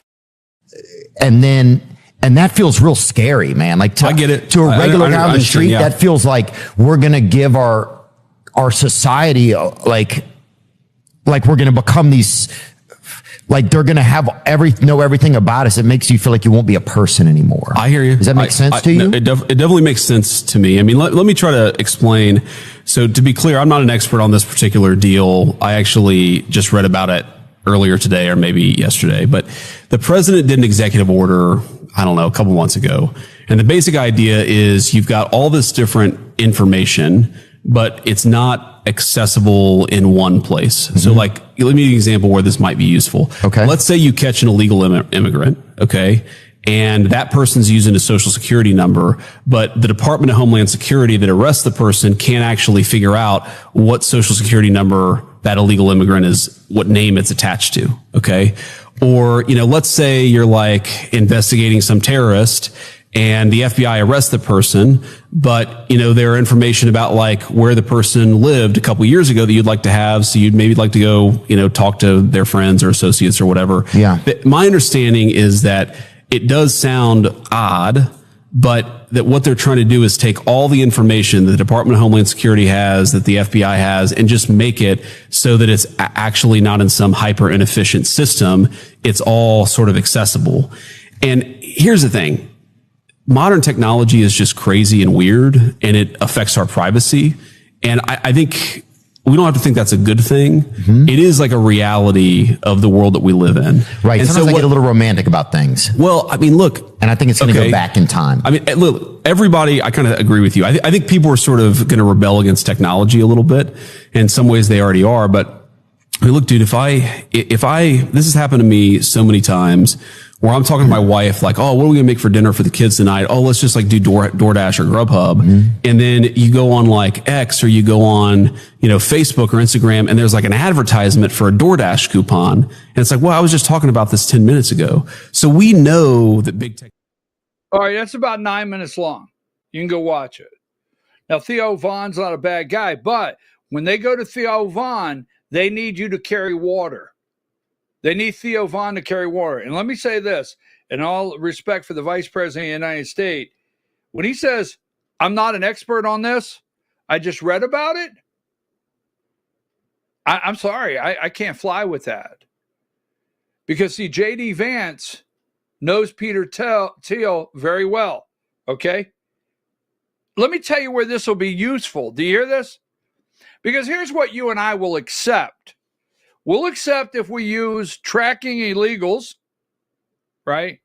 And we will accept if we hear terrorism.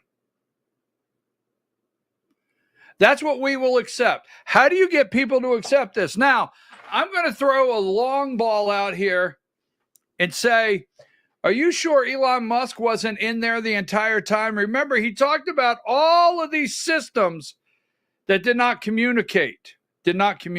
Remember? And Elon Musk knows the back end of a government contract better than anyone in the world, as far as I'm concerned. All right.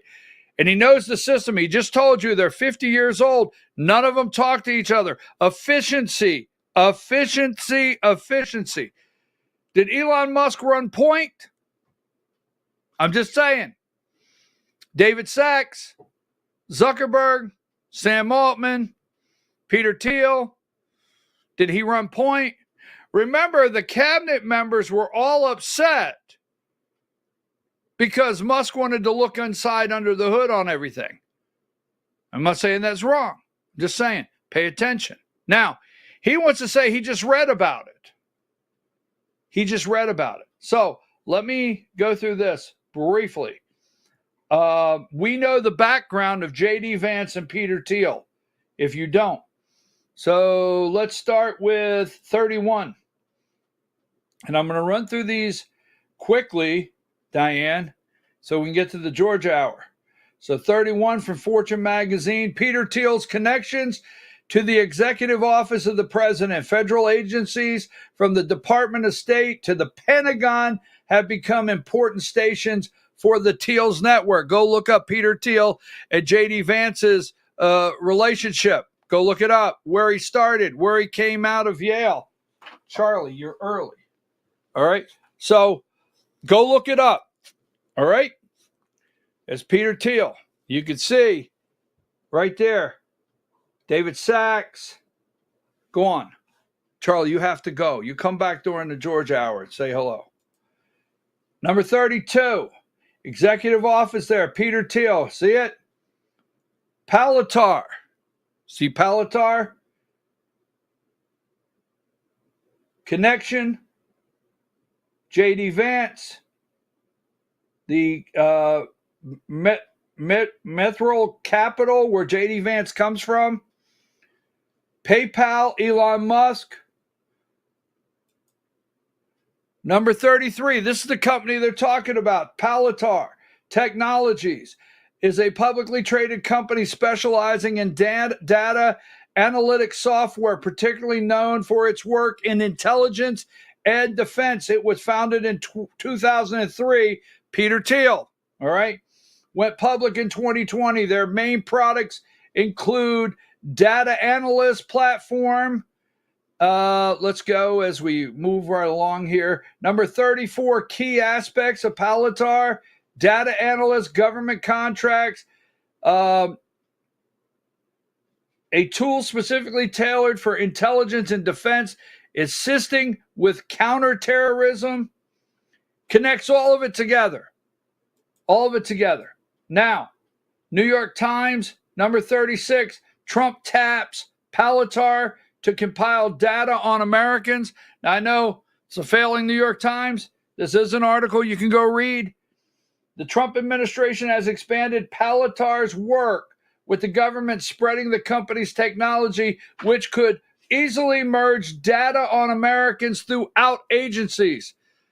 DHS. Number 37, Palatar is a data analyst company.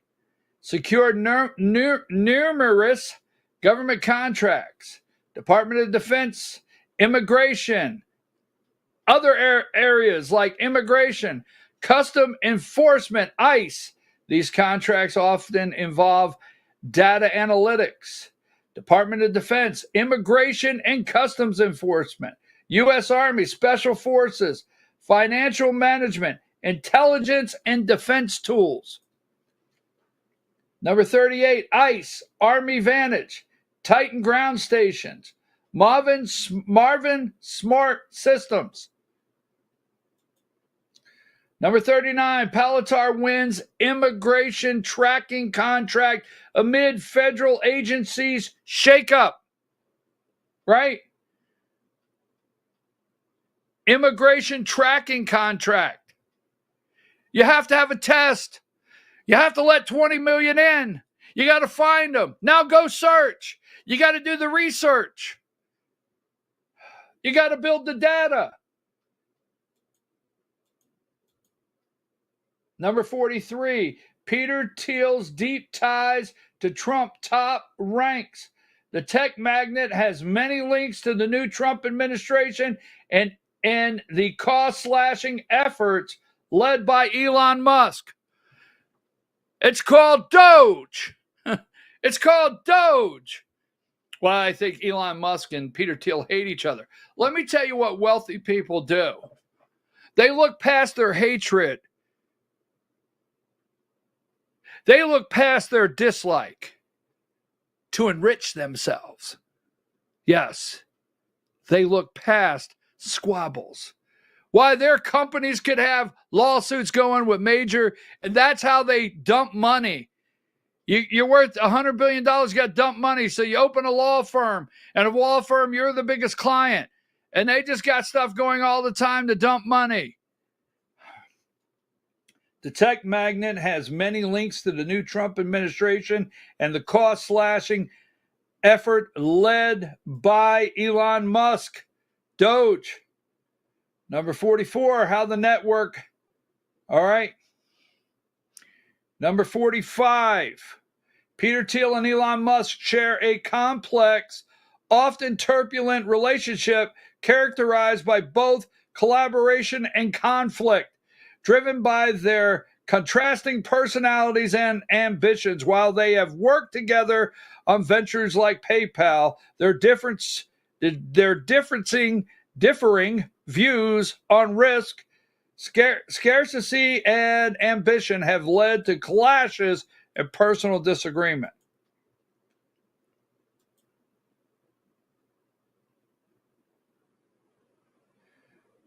Give me 43. I'm sorry. I'm not buying J.D. Vance, was not aware of this and just read about it the other day.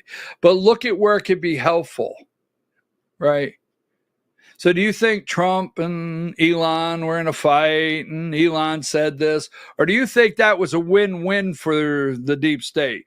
You think you're going to get the Epstein files now that, Elon threw it out, took it back? Can we be friends? Doge. 30, 20 million. ICE. Yeah, I support ICE. I support the rule of law. But I also understand, I think I know what they're doing. Just out there. Me, out there. What do you think? Take a break. Georgia Hour when we return. Running behind.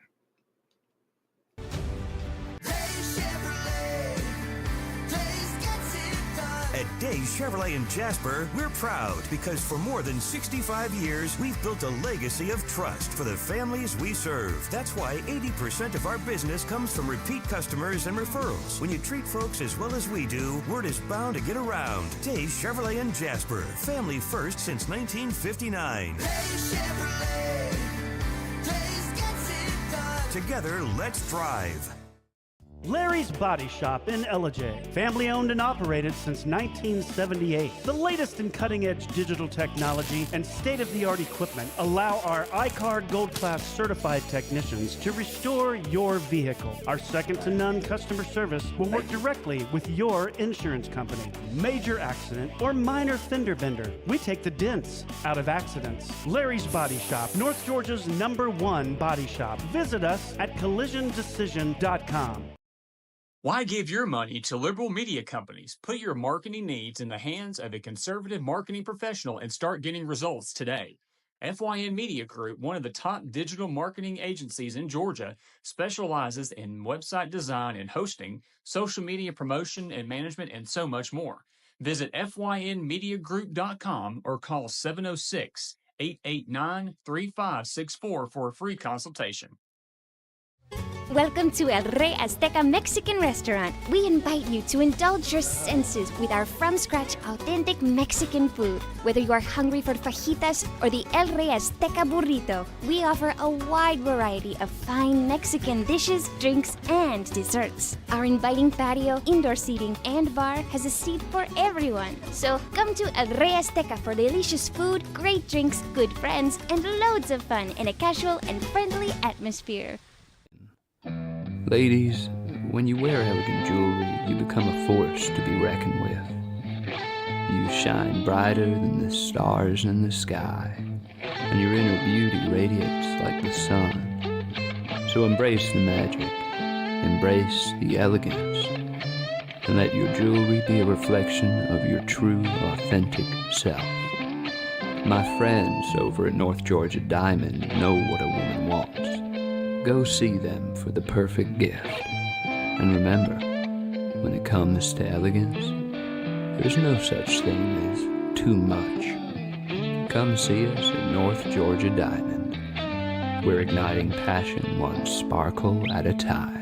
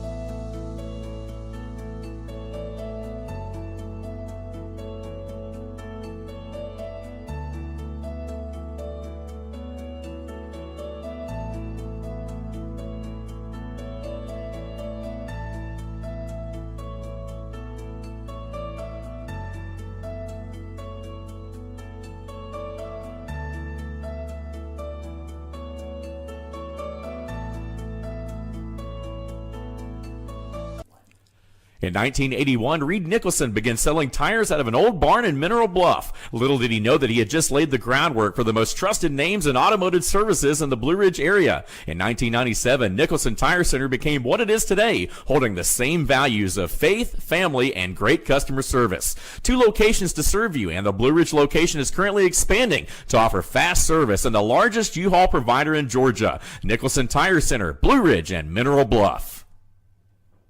This is a special report.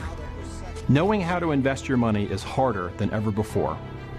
Dealing with stock market volatility, record debt, and terrorist attacks requires new thinking.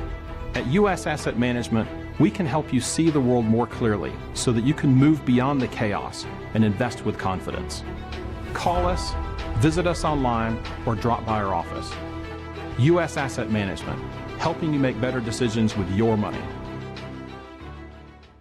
Mesquite Grill, now offering online ordering for your convenience. Check out our new website at mesquitegrillbr.com. That's mesquitegrillbr.com. The great food and service you have come to expect, ready for you when you arrive. Open 7 days a week with a fully stocked bar and friendly service. Bring your furry friends with you and dine on our pet-friendly patio. Also, check out our catering options and let us prepare delicious food for your next event.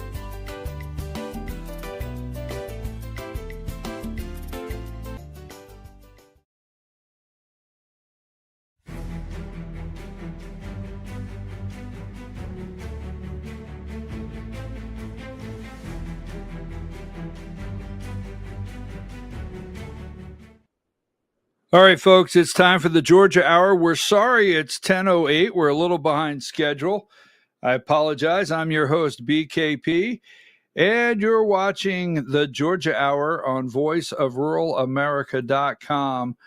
My last segment went a little long, and I apologize. And we will do, on my last segment, we will do part 2 tomorrow. So as you know, because all of you are sending me a lot of notes on our last segment. All right, folks, I'm your host, BKP. It's time for the Georgia Hour. So we'll start here. And I want to cover something this morning. Diane, did I send you 81? Just let me know if I sent it. Give me a yes. I don't want it on the screen. I just can't remember if I sent it. I know I cropped it out. I just need to make sure I sent it to you. So that being said, yes, I got it. Thank you, Diane. Now, yesterday, I have gotten a lot of notices. First of all, let's have our fun for the day. Number 1, we have issued all of you a clicker. I'm sorry, I can't help it. You have all been issued a clicker. Now, in Georgia, if you're not aware, if you're new and somebody said, hey, join BKP with the Georgia Hour, the fastest growing political information talk in the nation, fastest growing. Number one, we Republicans,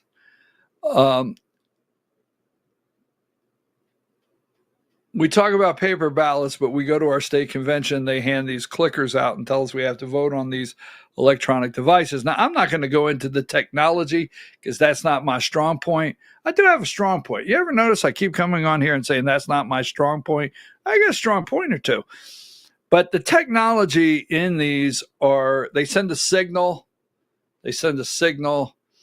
And it is your TV remote control technology. It's what it is. Nothing fancy. So if you're at home and you push 2 on your TV remote control and it keeps bringing up channel 3, you're like, what's wrong? But anyhow, so we used these clickers, and we cannot confirm any elections in the state from this past weekend at the convention. So we have issued all of you a clicker. You all have a clicker at home. Now, we may ask you from time to time when we ask a question on the George Hour, if you have your clicker available, press 1 for something and 2, and we will pretend like we care. We will pretend like we know the answer. we'll pretend like we care. I'm sorry, I just can't help myself. Take that down. Now, that being said, Sally Grubbs, I'm going to use until further time installed, like Joe Biden. And that's going to anger. I know I've read the post and, you were voted in on clickers. All right. So I'm going to do this. Number 5. All right. So Sally Grubbs was installed first vice chair of the Georgia Republican Party. All right. And that's Alex Johnson with the GRA. And I would not be a member of the GRA. For clarification, if I have to do it every day, I thought you liked Richard Jordan. I do. I thought you liked Bill down south there. I do. I thought you liked Paul. I do. I mean, I can probably give you 1,000 GRA members I like. But as long as Alex continues to manipulate and continues to try to lead people to believe that he is on the straight and narrow and he plays the fence. I mean, when Alex Johnson comes out and makes a firm statement that they've asked the Frost family and they've refunded their money and said you no longer can be members of the GRA, then we can talk. Until then, Alex has to go also.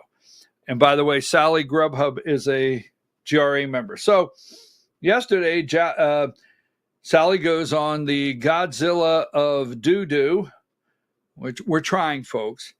And she tells the Godzilla of Doo-Doo, number 50, women need not apply. Women need not apply, right? So someone says to me the video yesterday, it said, will you listen to this? Sally Grubbs seriously just said she does not see a woman governor in Georgia or senator. I'm like, well, well. So if you think it's a boys' club, right? So does Sally Grubb. If you don't think there's a Republican woman, whether it be MTG, now I don't know if MTG plans to run for governor. I do not know. All I will say is you out there know my opinion and the relationship I have or lack of relationship with MTG. But I will tell you, MTG said, I know it's politics, but she said some things on the stage as a non-candidate for governor that I'd like to hear Burt Jones say. So I just have to tell you right now, if you go on the stage and MTG wears a red hat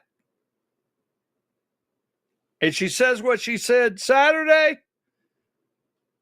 I'm interested in listening. If Burt Jones goes on the stage and he wears a red hat and he says what he said Saturday, like all the things the conservatives did while in office with the exception of our elections, the election board, and paper ballots, with the exception of truly protecting us from increased property value, there's always an out, folks. We'll go through that later. Always an out. Just saying. But now Sally said, no MTG for you. Sally said, no woman, Reagan box. Reagan box, you are not welcome. And Sally said no. Sally Grubhub said no Reagan box. Now, I have gotten a lot of people ask me questions, and I'm not upset over it. I have just said to you, if you want to talk about it, let me know. We'll do it later. We'll do it at a different time. But I'm not sold on Reagan Box's candidacy for Senate. And I do believe there is strings attached. That's what I believe, right? Just like Candace Taylor. Now, I don't want you to get mad at me, but I do. But let me tell you what I've not done on this program. You've never is a big word, heard me say on this program that a woman, Reagan or whoever, run for office cannot be the next senator. No, you haven't heard that. You haven't heard me say that a woman cannot be the next governor. But you have heard Sally. Sally's already determined. I mean, the Republican Party does not get involved in primary elections. Maybe Josh has already endorsed a candidate we're not aware of, or took some pictures on this day, but on this day will no longer take pictures once they announce. It's all BS, all right? So, Sally Grubhub, women need not apply. Now, I don't know if she's going to go through and pick which women she feels have the capability. I don't know if Josh told her that I want to put you in charge of women's ability to win an office in the state of Georgia. Maybe he did. Maybe when they left, Josh said to her, because remember, Sally told you. Remember, Sally said to you, Josh and I have talked. Right? Josh and I have talked about my role, what I would be doing, what I would do. Maybe Josh put her in charge. Hey, Josh, just like that, Betsy Kramer became vice chair of the, fundraising, blah, blah, blah, blah, blah committee. Just like that. Boom. Bada bing, bada boom. I don't know. They left Dalton. Might have called Sally. Sally, I've been thinking. Maybe, here's what I want you to do when you go on John, the Godzilla BS. I'm going to go BS. When you go on that show, here's what I want you to do. I want you to start identifying the women you think could win. Let's call them out of the now. Here's where I'm going to get very serious. Right? You will see it all open up. Who wrote the article? AJC. Who's tweeting it out? AJC. Right? My favorite day, one of my favorite days is when Republicans feel that the media likes them. Yes. Why? There was not the circling of the wagons. You have not had a candidate. There's something bad wrong.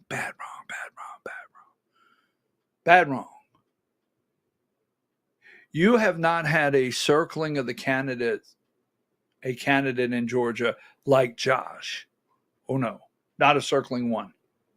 No one. I've been here for a couple years. Why, every member of Congress, everybody didn't circle up behind Sonny Perdue. Everybody didn't circle up behind 8-year, 2-term Nathan Deal. Well, they've not even circled up behind Brian Kemp like you would think. No. There is a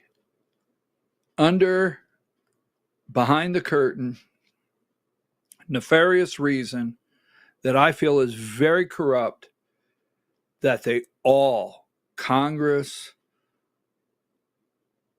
everyone, circled the wagon for Josh McCoon, except who? Brian Kemp. And why? He congratulated him, right? He congratulated Josh, but he did not circle that wagon up front. He didn't want to hurt the lie that Josh McCoon is a Trump supporter. He didn't want to hurt that lie. You see, I was sitting with people that were wearing Trump shirts and Josh McCoon hats.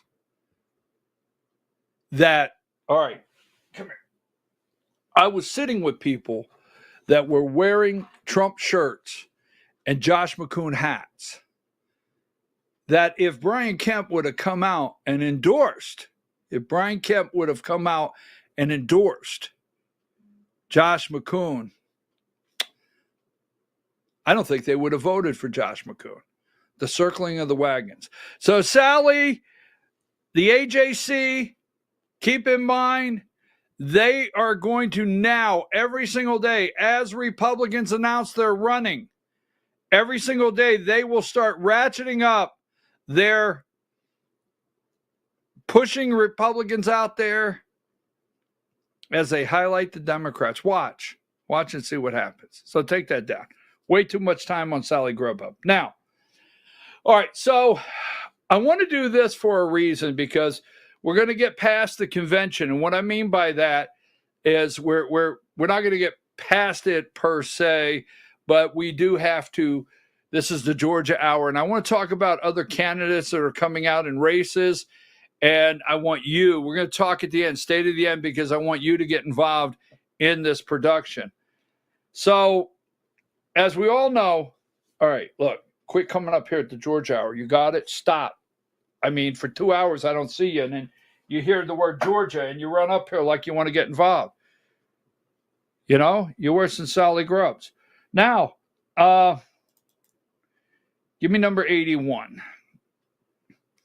So let me just say this. If you put it out there, if you put it out there on Twitter, if you put it out there on Facebook, I'm going to snatch it. So before I go any further, let me highlight all of you out there that have written your account of the convention. It is amazing.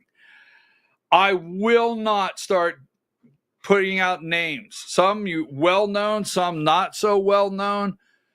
But the accounts that are out there that are written on Substack, written on Facebook, they're amazing.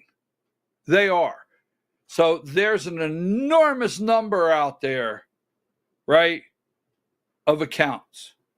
Now, we all have the same, I was there, I showed you the video, the microphones. So David Cross has put out a press release, and David Cross is challenging the convention. And, you know, I thought about it coming home. I wanted to make sure. I always reflect, folks. I always reflect. I really do. I reflect, you know, cheap cigar, ponder, good night's sleep. And I want to see if I feel the same way twice. So I thought about this, and here's what I wanted to do. I wanted to make sure that I wasn't being, and I already knew the answer, but a sore loser. I knew all the things that were going to be said, and I wanted to analyze. I wanted to read different accounts. You guys went immediately. Wanted to see if they equaled what, you know, my eyes don't deceive me. I was not able to see Mike 1, 2, and 3. I knew what was happening. People were telling me. I was over at Mike 4 screaming at the top of my lungs. We played the video of Stacey Dornan. We played the video of Debbie Dooley attacking her. We know what happened there. We know that the mics are only turned on per direction. Many of you held, there was several Zoom meetings and different meetings and training for Robert's Rules.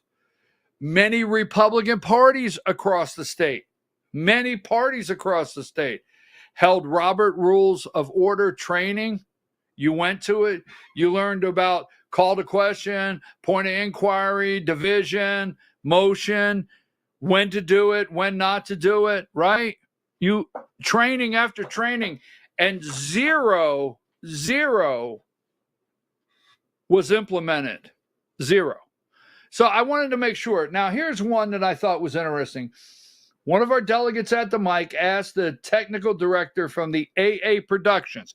Now, what I want you to do is I want you to go see how many times AA Productions gets paid, who owns AA Productions up in Alpharetta, who's AA Productions friends with, and how much money have they received from the Georgia Republican Party, and ask yourself if AA Productions, one of the CEOs of the company, has ever been appointed to the film industry committee by Brian Kemp. I'm going to see if I can do that twice. You ready? I want you to go see. Ready? I want you to go. Charlie, I've told you. Could somebody get Charlie? Okay. I want you to go see AA Productions, how much money the Republican Party has paid last 5 years to AA Productions, how much money they get to do these conventions, right? The tech, who the guy is, if he's from Alpharetta over there, one of the CEOs, see who he's friends with, and the Georgia film in whatever industry in Georgia, the council, the committee, the state committee on the film industry, see if the CEO of AA Productions was appointed to that committee by Brian Kemp, and come back and tell me what you find. You do that for me? Just do it. See what you find. Damn, you just can't make this corruption up. Well, that's if it's corruption. I better be careful. Alex Kaufman may be watching. Whew, he's taking notes. So he responded. So I talked to a director from the AA Productions to turn on the mic. He responded that he is only able to turn them on and off as Josh McCoon instructs. I'm not going to tell you what WTF means. Later, when David Cross needed a nomination from the floor, this is the one that's really bothered me, and I'm not going to go into great detail because I'll get upset. Later, when David Cross needed a nomination from the floor, a woman was recognized on mic 2, then stated her name, but then her mic was abruptly cut off and mic 3 turned on without the chair's instruction. So I'm not, the lady didn't tell me I could put her name. But David Cross had picked out a particular lady, to go to mic 2 and nominate him. Because after the nominating committee, then you have to nominate from the floor. So this lady was picked out. Mic 2 was turned on. She was there, and it was important to David Cross to nominate him, this lady. They turned her mic off. The minute she said her name, they turned her mic off without the chair of the convention. He didn't do it. Brant Frost did it. Brant Frost had it turned off. Brant Frost ran that. And what did he do? But then her mic was abruptly cut off and mic 3 turned on without the chair's instruction.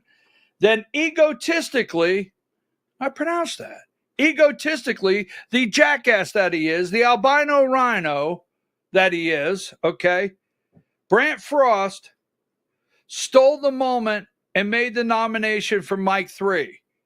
You see, Brant Frost went to mic 3 because Brant Frost wanted it opened up, because Brant Frost is who David Cross, whew, this is tough. Brant Frost went to mic 3 because David Cross, 2 years before, kicked Brant's ass and beat him. And the Frost family has wanted revenge for 2 damn years. So if you sit out there and you were 1,500 people, you witnessed revenge. They never cared 1 minute what you thought. This was the Frost Revenge Day. Katie, his sister, which Katie, he is married. Katie, his sister, all right, got up there and just talked trash about Cross. And then Brant ran and said, I'm going to endorse him. I'm going to endorse him because we're going to show, we're going to get even with you today. I don't like these people. So he goes to mic 3, and this proved that what the delegates reported and what the technical director said was true. Appears Josh or a surrogate was interfering in the process by calling the mics. Now, that is a fact. Now, Debbie Doulis, I'm trying. I almost said something. Debbie Doulis said, well, I guess what I could do is just call my credit card company when I buy tickets to a football game and they lose and say, I want my money back because I lost. Now, let's go there. So I'm reading on social media for 2 days. And yes, David Cross is contesting the lack of a convention. It's a lack of a convention. And I don't want to talk numbers. I don't want to hear, well, Josh got 1,000 and David got 600. I don't want to hear that. I don't want to hear that at all. Now, the GRA participated, right? Well, Brant wasn't wearing his GRA badge, so it wasn't official. So the guy over on the mic next to you, Tim Roberts or whatever his name is, he wasn't wearing his badge, so it wasn't really official. Or maybe it wasn't official. No, period. GRA. Bottom line. Brian Kemp, friends of Brian Kemp. Yes. Now, GRA members, you're going to have to you just have to suck it up and realize you're with them or you're with us, the grassroots. I mean, I hate to put it that way, but that's where it's at. Because they ran this. So the lack of a convention. Now, a lot of people, I've been watching, he is going to, he is contesting the race. And I spoke to David, and he's not, give me number 52. I spoke to David, and he is not contesting it just based on what the clickers said. He's contesting it for you. He's contesting it for all of us. We did not have a convention. So I want to be clear because, Alex Kaufman is probably watching and Trump, Josh McCoon probably has 12 attorneys watching and they're going to go into a conference room afterwards and diagnose everything I say. So I'm not an attorney. I'm not. All right. And this is not legal advice. This is going to be on the screen the entire time. I'm not giving you legal advice, and I want to be clear. But I have the right, freedom of speech, to make a statement. Now, I have been going to conventions for years. I went to Sea Island. I went to Jekyll Island or wherever I was at. I went to Columbus twice. I've been going to conventions for years. And I understand getting in the car, putting the gas in the car. I understand getting a motel room.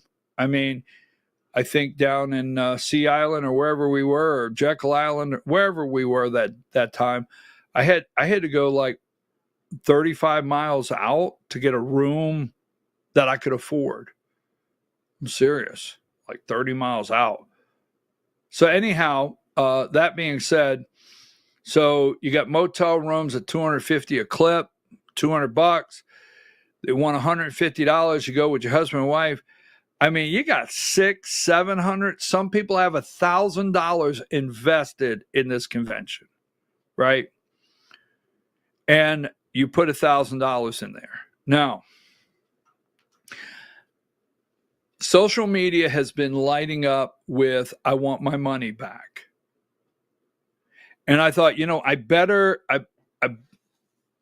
I'm just going to give you some experience, some opinion, clear opinion, not legal advice. And I'm seeing different things. So it's my understanding now, I used to have a business where, we did hundreds of thousands of dollars, whether you believe it or not, tell Steve Kramer this because it may concern him that I was taking credit cards at one time, not just signing checks. But we had a business one time. We took American Express. We took MasterCard. We took Visa. I don't know if we took Discover, but anyhow. And we would take $100,000, sometimes more than $100,000 worth of credit card transactions a month. I know that would shock you, Josh, but we would do that. Now, in saying that, we would get situations with all cards, so we know how they all work. We would get situations where all cards where there'd be a chargeback. All right. And when I say that, it's not that we didn't do a good job, but when you're doing hundreds of thousands of dollars and you're doing it in the building materials industry, and someone says you didn't get the 3 boxes of glue, you got everything else, and well, why did you deny the services? Why don't you just let me give you the money for the 3 boxes? The list goes on and on of the reasons why, but this is not uncommon for a chargeback. All right. Now, there's a chargeback to your credit card, what we call a chargeback from the Georgia GOP. If you're asking for your money back, there's 2 things.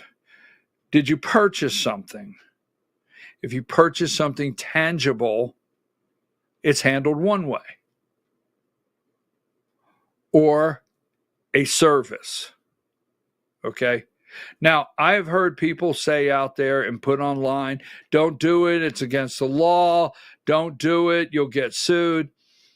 If you are a card holder of any of these cards, you have every right to make a claim that you did not receive something. Nobody's going to charge you. Nobody's going to take your credit card away. Nothing's going to happen to you. You can't go to court. You can't be charged with fraud. You can't.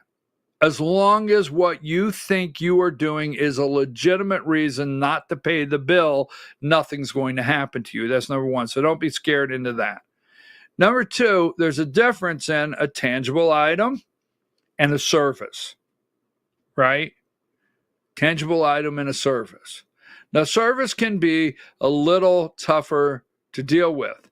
Did you get the service you were quoted? Did they do what they said?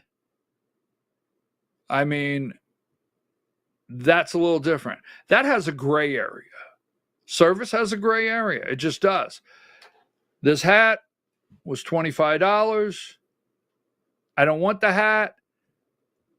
It's not $22.50 now. It's $25. Hat $25. Here's your hat. Give me $25. That's tangible product in the mail. A service is different. So let me say this, okay?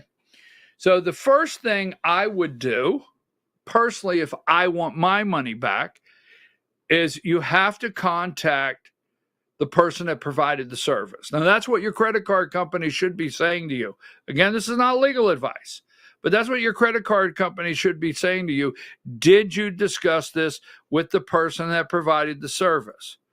So if it was me and I wanted it, I would write the Georgia GOP Inc. a simple note where I have it on record. I was not provided the services. I was not provided the value services or the ability to participate in the 2023 convention, and I request a full refund. And let them tell you no. Again, my opinion, not legal advice. But that's the first thing you need to do. So when your credit card company says, well, have you reached out? You need to get an emphatic no, and you need to have that record.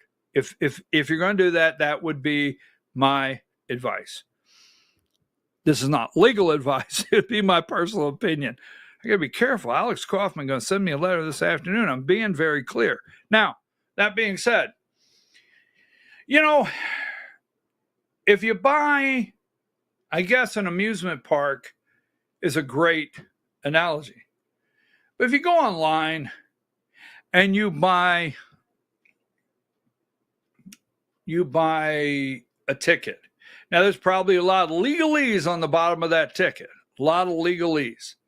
You buy a ticket to that amusement park and you give them $175. And you've gone and you looked online and that amusement park has 22 rides, 42 places to buy a hot dog, 22 places to take a water slide, whatever it may be, right? But by the advertising that you reviewed, you felt you wanted to buy a ticket to that amusement park, right? So you purchased it. And you're driving to that amusement park, and the whole time you're driving there, you're going to ride this ride, you're going to buy this, you're going to eat this, you're going to do this, you're going to go to this, right? And then when you get there, the ticket you have allows you admission into the park because we all got a delegate badge. So we went and we got an admission. We all got admission. So our ticket that we bought allowed us admission. But then once we got in the park, the area, because just like an amusement park, when you leave, you can't come back in. What do you mean I can't come back in? Well, I don't know. Let's not. All right. But you had to have that ticket. If you didn't have that ticket, you can't go and ride the ride. So you get that ticket, you can go through the amusement park and you can partake of everything in the amusement park that day because you have the band on your arm or whatever. So that was your delegate. You paid the price of admission. Now, in there, you anticipated to do certain things because it's run a certain way. And every ride you go up to, it's closed. And you find out all you did was pay $150 and all the rides are closed. Okay, well, maybe I go get something to eat. That was closed. All right, well, maybe I'll do that. Well, that was closed. Everything was closed. But now the amusement park may say, well, listen, you paid for the ticket.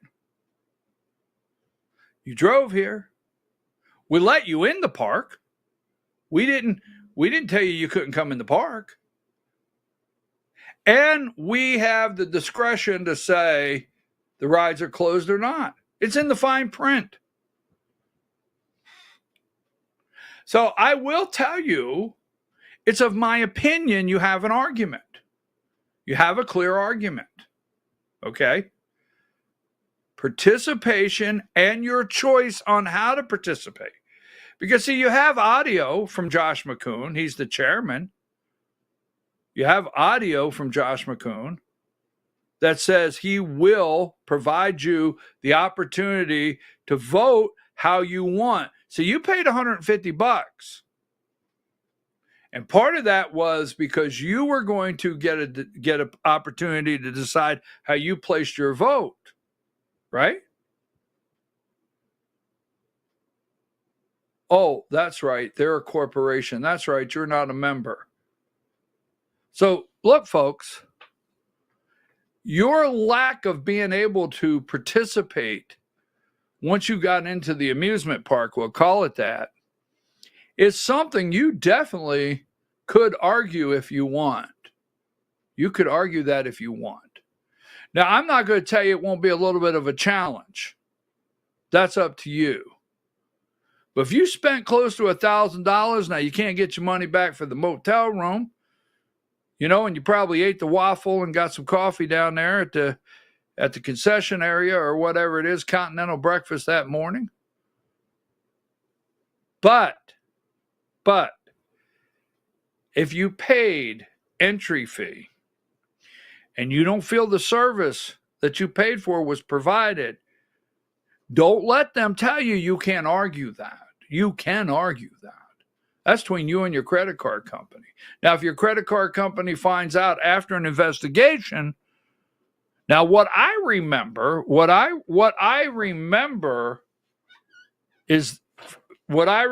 from several years ago, they would claw back the money from us. They'd remove it straight out of our bank account until it was resolved. And our company won some, And we lost some where the people said they didn't get something, and we didn't have the driver didn't sign the ticket like he was supposed to, or didn't get the customer to sign. These are some of the things that happen out there that happens all the time. So, but what will not happen is do not be in fear of a criminal charge or a lawsuit. You don't have to be in fear of that.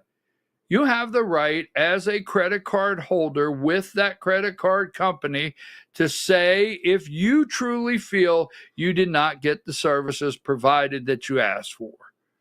And don't listen to Debbie Dooley's garbage, and don't listen to anybody else's garbage. You won't get sued. I'll just go back one more time before we get ready to close. Do not, this is not legal advice. Write the Georgia GOP first. Get their answer so you have that. That's step one. Then you can go to your credit card company and say that you can make the accusation or file the claim that you didn't get the services provided. Because go to 81, and we're going to leave that subject, because everything on this right here is true. And I, for one, would not pay for or be a part of anything that participated in Frost family revenge. No. And that includes number 4. I mean, I have people that are upset with me. Number 4, Alex Johnson. If Alex Johnson asked, and the board of the GRA come together and ask for the Frost family to leave, and I mean every one of them, I'll take it into consideration. Number 5, maybe Sally needs to come out and apologize to all women first and foremost. And there is the other GRA member. I find it interesting, the 2 that didn't get endorsed, Alex is all excited about. It's almost like it was rigged all along. Don't forget, number 7, right? Every time Marjorie Taylor Greene says,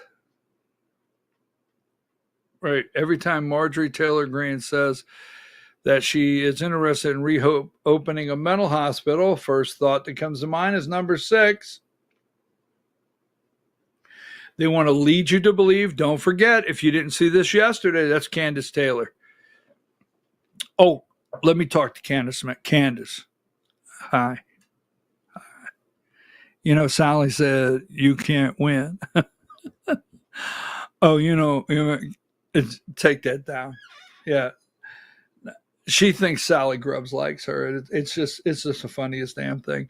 Number 8, don't forget, if the guy wants to run for Senate or governor as a Republican, Josh McCoon has told you he will. So if you're seeing, I just want to say this one more time. If you're seeing Brad Raffensperger, right? If you're seeing Brad Raffensperger all around social media that he can't run as a Republican, Josh McCoon's let you know this is a resolution that's non-binding. And don't forget, number 10, the Supreme Court of the state of Georgia has really knocked down the Georgia Board of Elections. All right. The rules, their ability. Number 14. Once again, the GRA. Friends don't let friends, right? And number 1, the clickers. There you go. Number 1, the clickers. So let me take a minute. I wanted to do this. The first opportunity is Thursday. Tomorrow's Friday. Let me give you a couple things that are going on. Let's go back to the GRA number 14. Let's leave that up so people can see that, because that really gets some people smoked. We will be closed, all right? I'll tell you what. I know someone that's going to be in trouble. We're going to be closed So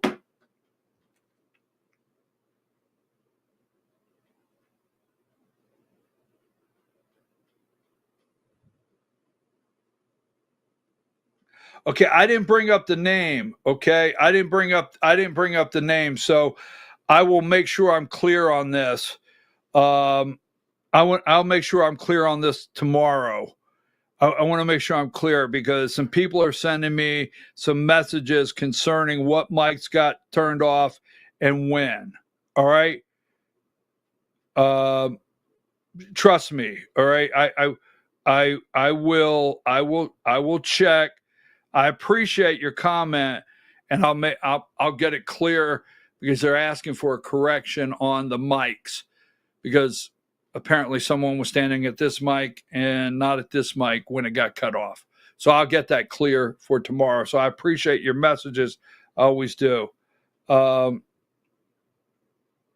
right. So I'll get all of that together, I promise, today, and make sure the mics are the correction on the mics. I know they shut them all off, and Brant Frost made the nomination. The end of the story is Brant Frost went to the mic. They got shut off and made the nomination and was there to see if he can continue to participate in revenge against David Cross and you and I. Bottom line, that is the facts. I'm going to get all this cleared up for tomorrow. I appreciate you guys. Now, June 30th through July 4th, we will be closed. All right. We're going to take that week off. Diane has some things on her calendar that we discussed. I've got some things on my calendar. 4th of July is Friday. A lot of people are going to be leaving either the 2nd or the 3rd, going out of town. So we will be closed. Programming note, we'll be closed June 30th through July 4th. That's one of the programming notes. Second, we can use your help. Now, we don't have a lot of revenue. Bottom line, I don't come here. In fact, someone said to me one day, said, you need to start asking directly for money. And, when I was in business and I was out there for years, pounding the pavement, asking for purchase orders, making deals. Hey, can I get a check? It was never a problem. But this right here has always been a struggle for me because the simple reason is I've always said you can't buy my obedience. I'm sorry. I don't know how that sounded.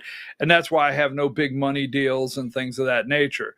And what I mean by that is if you can financially help, we need that help. We really do. Put our stuff there up for our information. Now, second, people are coming to me all the time. All right. And they're saying, I wish you would cover this. And I wish you would cover this. And we need more on this. In fact, I had people come to me this weekend, Diane, and they said, you know what they said? They said, hey, the Georgia hour needs to go to 2 hours. I was like, okay, put our information on the screen, Diane. I don't know if you heard me there a minute ago. Our daily information so people can know. Now, if for any reason whatsoever you can't get the program, all right, you can't get the program, let me know. Let us know. Let us know if there's a problem getting the program. Second, I had so many people come to me and say, we need to go to the Georgia hour needs to go to 2 hours. I'm like, okay. Needs to go to 2 hours. We got it. It's just Diane and myself. And Diane helps do research, but Diane keeps the flow of the videos, keeps the flow of the graphics. She gets everything posted, pushed out. She makes sure the stream's running. We are loaded to the max. All right, when I get done, I'm going to go research all afternoon, research into the night, get up again at 3:30 in the morning, start research again. That being said, if you would like to help this network, if you would like to do research, because I would love for somebody to be researching the 1st District down there, the congressional races. We have so many races coming up. I'm going to try to keep up with everyone in Georgia. But if you want to take an area or a race or something like that, contact me, all right? And let's see what we can do that you can provide information. Hey, listen, I will sit here. Diane's like, okay, and so are you saying you will sit there or we will sit here? Which is it? But I'll figure something out. But I'll sit here and keep bringing the information because I enjoy bringing you information. So the Georgia Hour, the morning show, I mean, if you want a show, we can make this, we could take this and go the distance with it. Now, one more thing. It's right at 11. So I start seeing us, hey, I already got a taker on the 1st District. It's a done deal. That didn't take long. I got a taker on the 1st District. Okay. Thank you. Wow. There you go. Bada bing, bada boom. Hey, I'm telling you, we will do that. Now, listen. So, Diane, can you put that ALP patch up? Can you put that up? So, our marketing department, because we got a marketing department, all right, and we have a conservative marketing company. It's down the hall. Seriously, I got a studio. It's down the hall to the left, all right? And they do things down there. In fact, they don't even let me in, right? That Diane knows. I start down the hall. Hey, what business you got down the hall? Okay. So the other day, and I tried to call my son. He's going to be in trouble. I'm going to do it again tomorrow. Put him right on the spot. So I'm seeing these people with these pouches. They're getting really popular, right? And when I watch Tucker interviews, Tucker's marketing these pouches. He's marketing these. Like, okay. And then Sunday, I was at my grandson's birthday party, and my son comes in, and he's flipping his can, and he gets one of these out, and he puts the can back up. Like, wow. And then this morning, this caught me off guard. Our marketing department has ALP. And these are the same ones you see on Tucker Carlson, if you're on Tucker Carlson. But I think the promo code VORA, Voice of Rural America. So alppatch.com/VORA, and you save 10%, and they know that you saw it on the show. I'm getting some, Diane. I'm getting some pouches. But I want to ask my son first, because he uses them. I was trying to put him on the spot. So, you know the deal, right? Hey, you want a little conspiracy theory? Oh, Lord, Diane, go ahead. So the conspiracy theory is that nicotine will attack the nanobots that you get from the COVID shot. and you won't have nanobots in your system.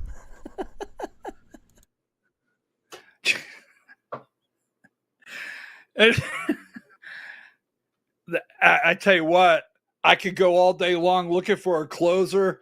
I can't top that. We'll see you tomorrow morning at 8 a.m. Thank you, Diane. Take us out of here.